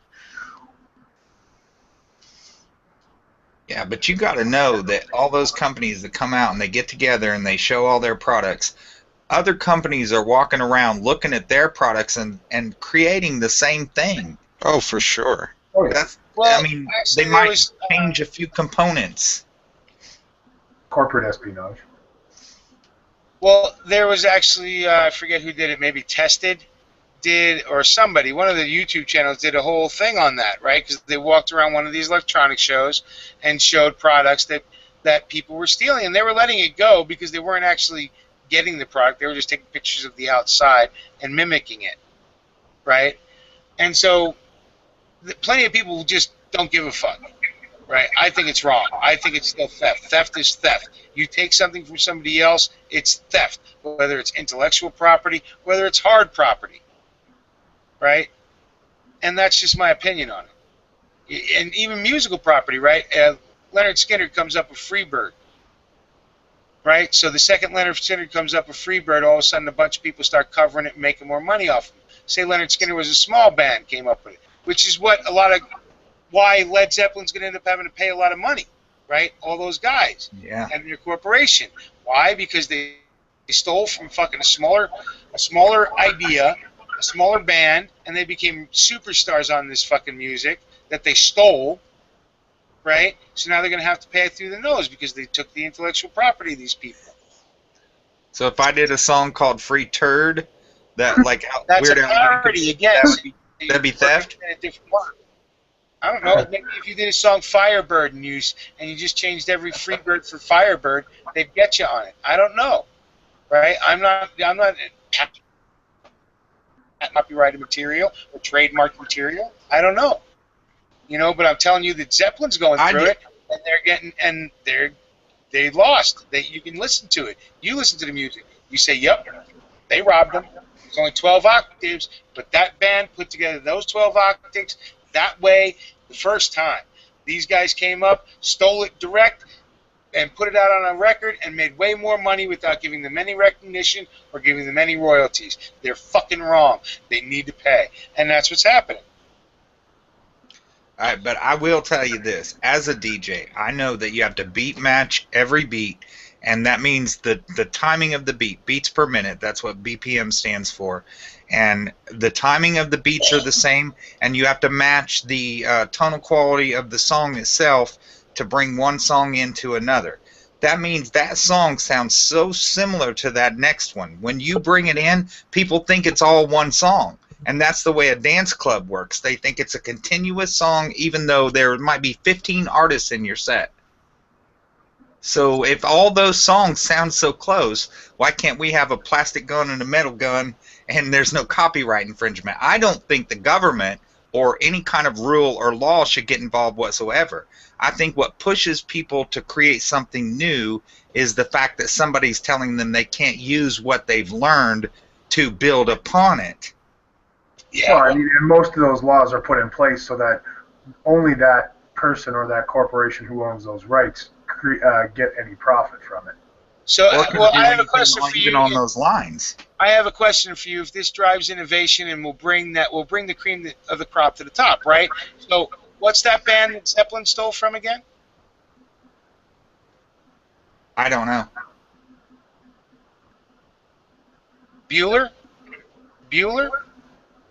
You know what I'm saying? You don't know. You know Zeppelin. Zeppelin didn't get busted for 30 fucking years, 40 years, right? And then it finally came out, right? You never heard of the other band, but guess what? If they'd have cut that record, their original intellectual property, they'd be Zeppelin, and we know who the fuck they are. Was it the Stairway to Heaven one, or Wilson and Alroy? A couple of them. A couple of songs from them. So, I mean, you look at Alexander Graham Bell and who was it that was developing the phone with him? The only reason why he made all the money was because he got to the patent office first. I'm just saying. Okay. Well, let me put it this way. There's a lot of songs that go like 3 chords. C, F, G. I can make a whole song on a C, F, G, and maybe A minor as the minor part of the song. There's thousands of songs out there with C. And I understand it. That's what I said. There's no, you know what? I mean, when you can match up all the DJ shit you want, and then you go to China and it's not going to work, right? So, and the cords that work in America that also work in China, but then some Chinese cords don't work here in America, right? So there's, I don't know, man. I don't know what to tell anybody, but to me, Well, okay. What about the statement that the highest form of flattery is, repeating what somebody else has done or whatever? I mean, isn't that appropriate? That I'm honored by them. It's as much of a truism as a sucker's born every minute. Yep, and it all comes down, I guess, to how somebody looks at it. Yeah, and I look at it as theft. You don't. So please come up with something that I can copy so I can make billions on it and leave you in the dust. Right? Because that's basically what we're talking about. I've had a couple of ideas that may have may not gone out and things, but the second you try and patent shit these days, it's somebody steals that shit. So there it is. Anyway, so I'm going to shut this down. We're down to 17 people. Thanks for the 17 sticking in. I'm getting tired. This has been a long one. My voice hurts, and they shut us down.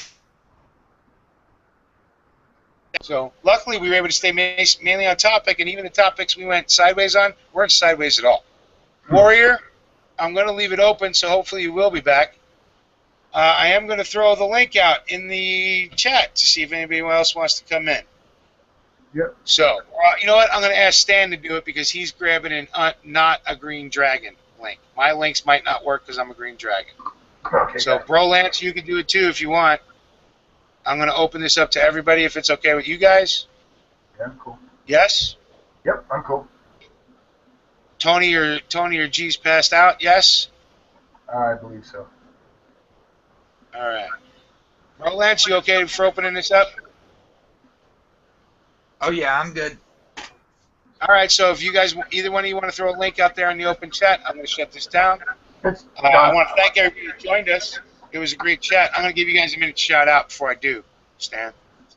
But I want to thank everybody that's joined us. It was a great conversation all night, so thank you. I appreciate it from everybody. It was fun. Let me start with Bro Lance because he's on the far left of my screen. So, Bro Lance, you got any shout outs?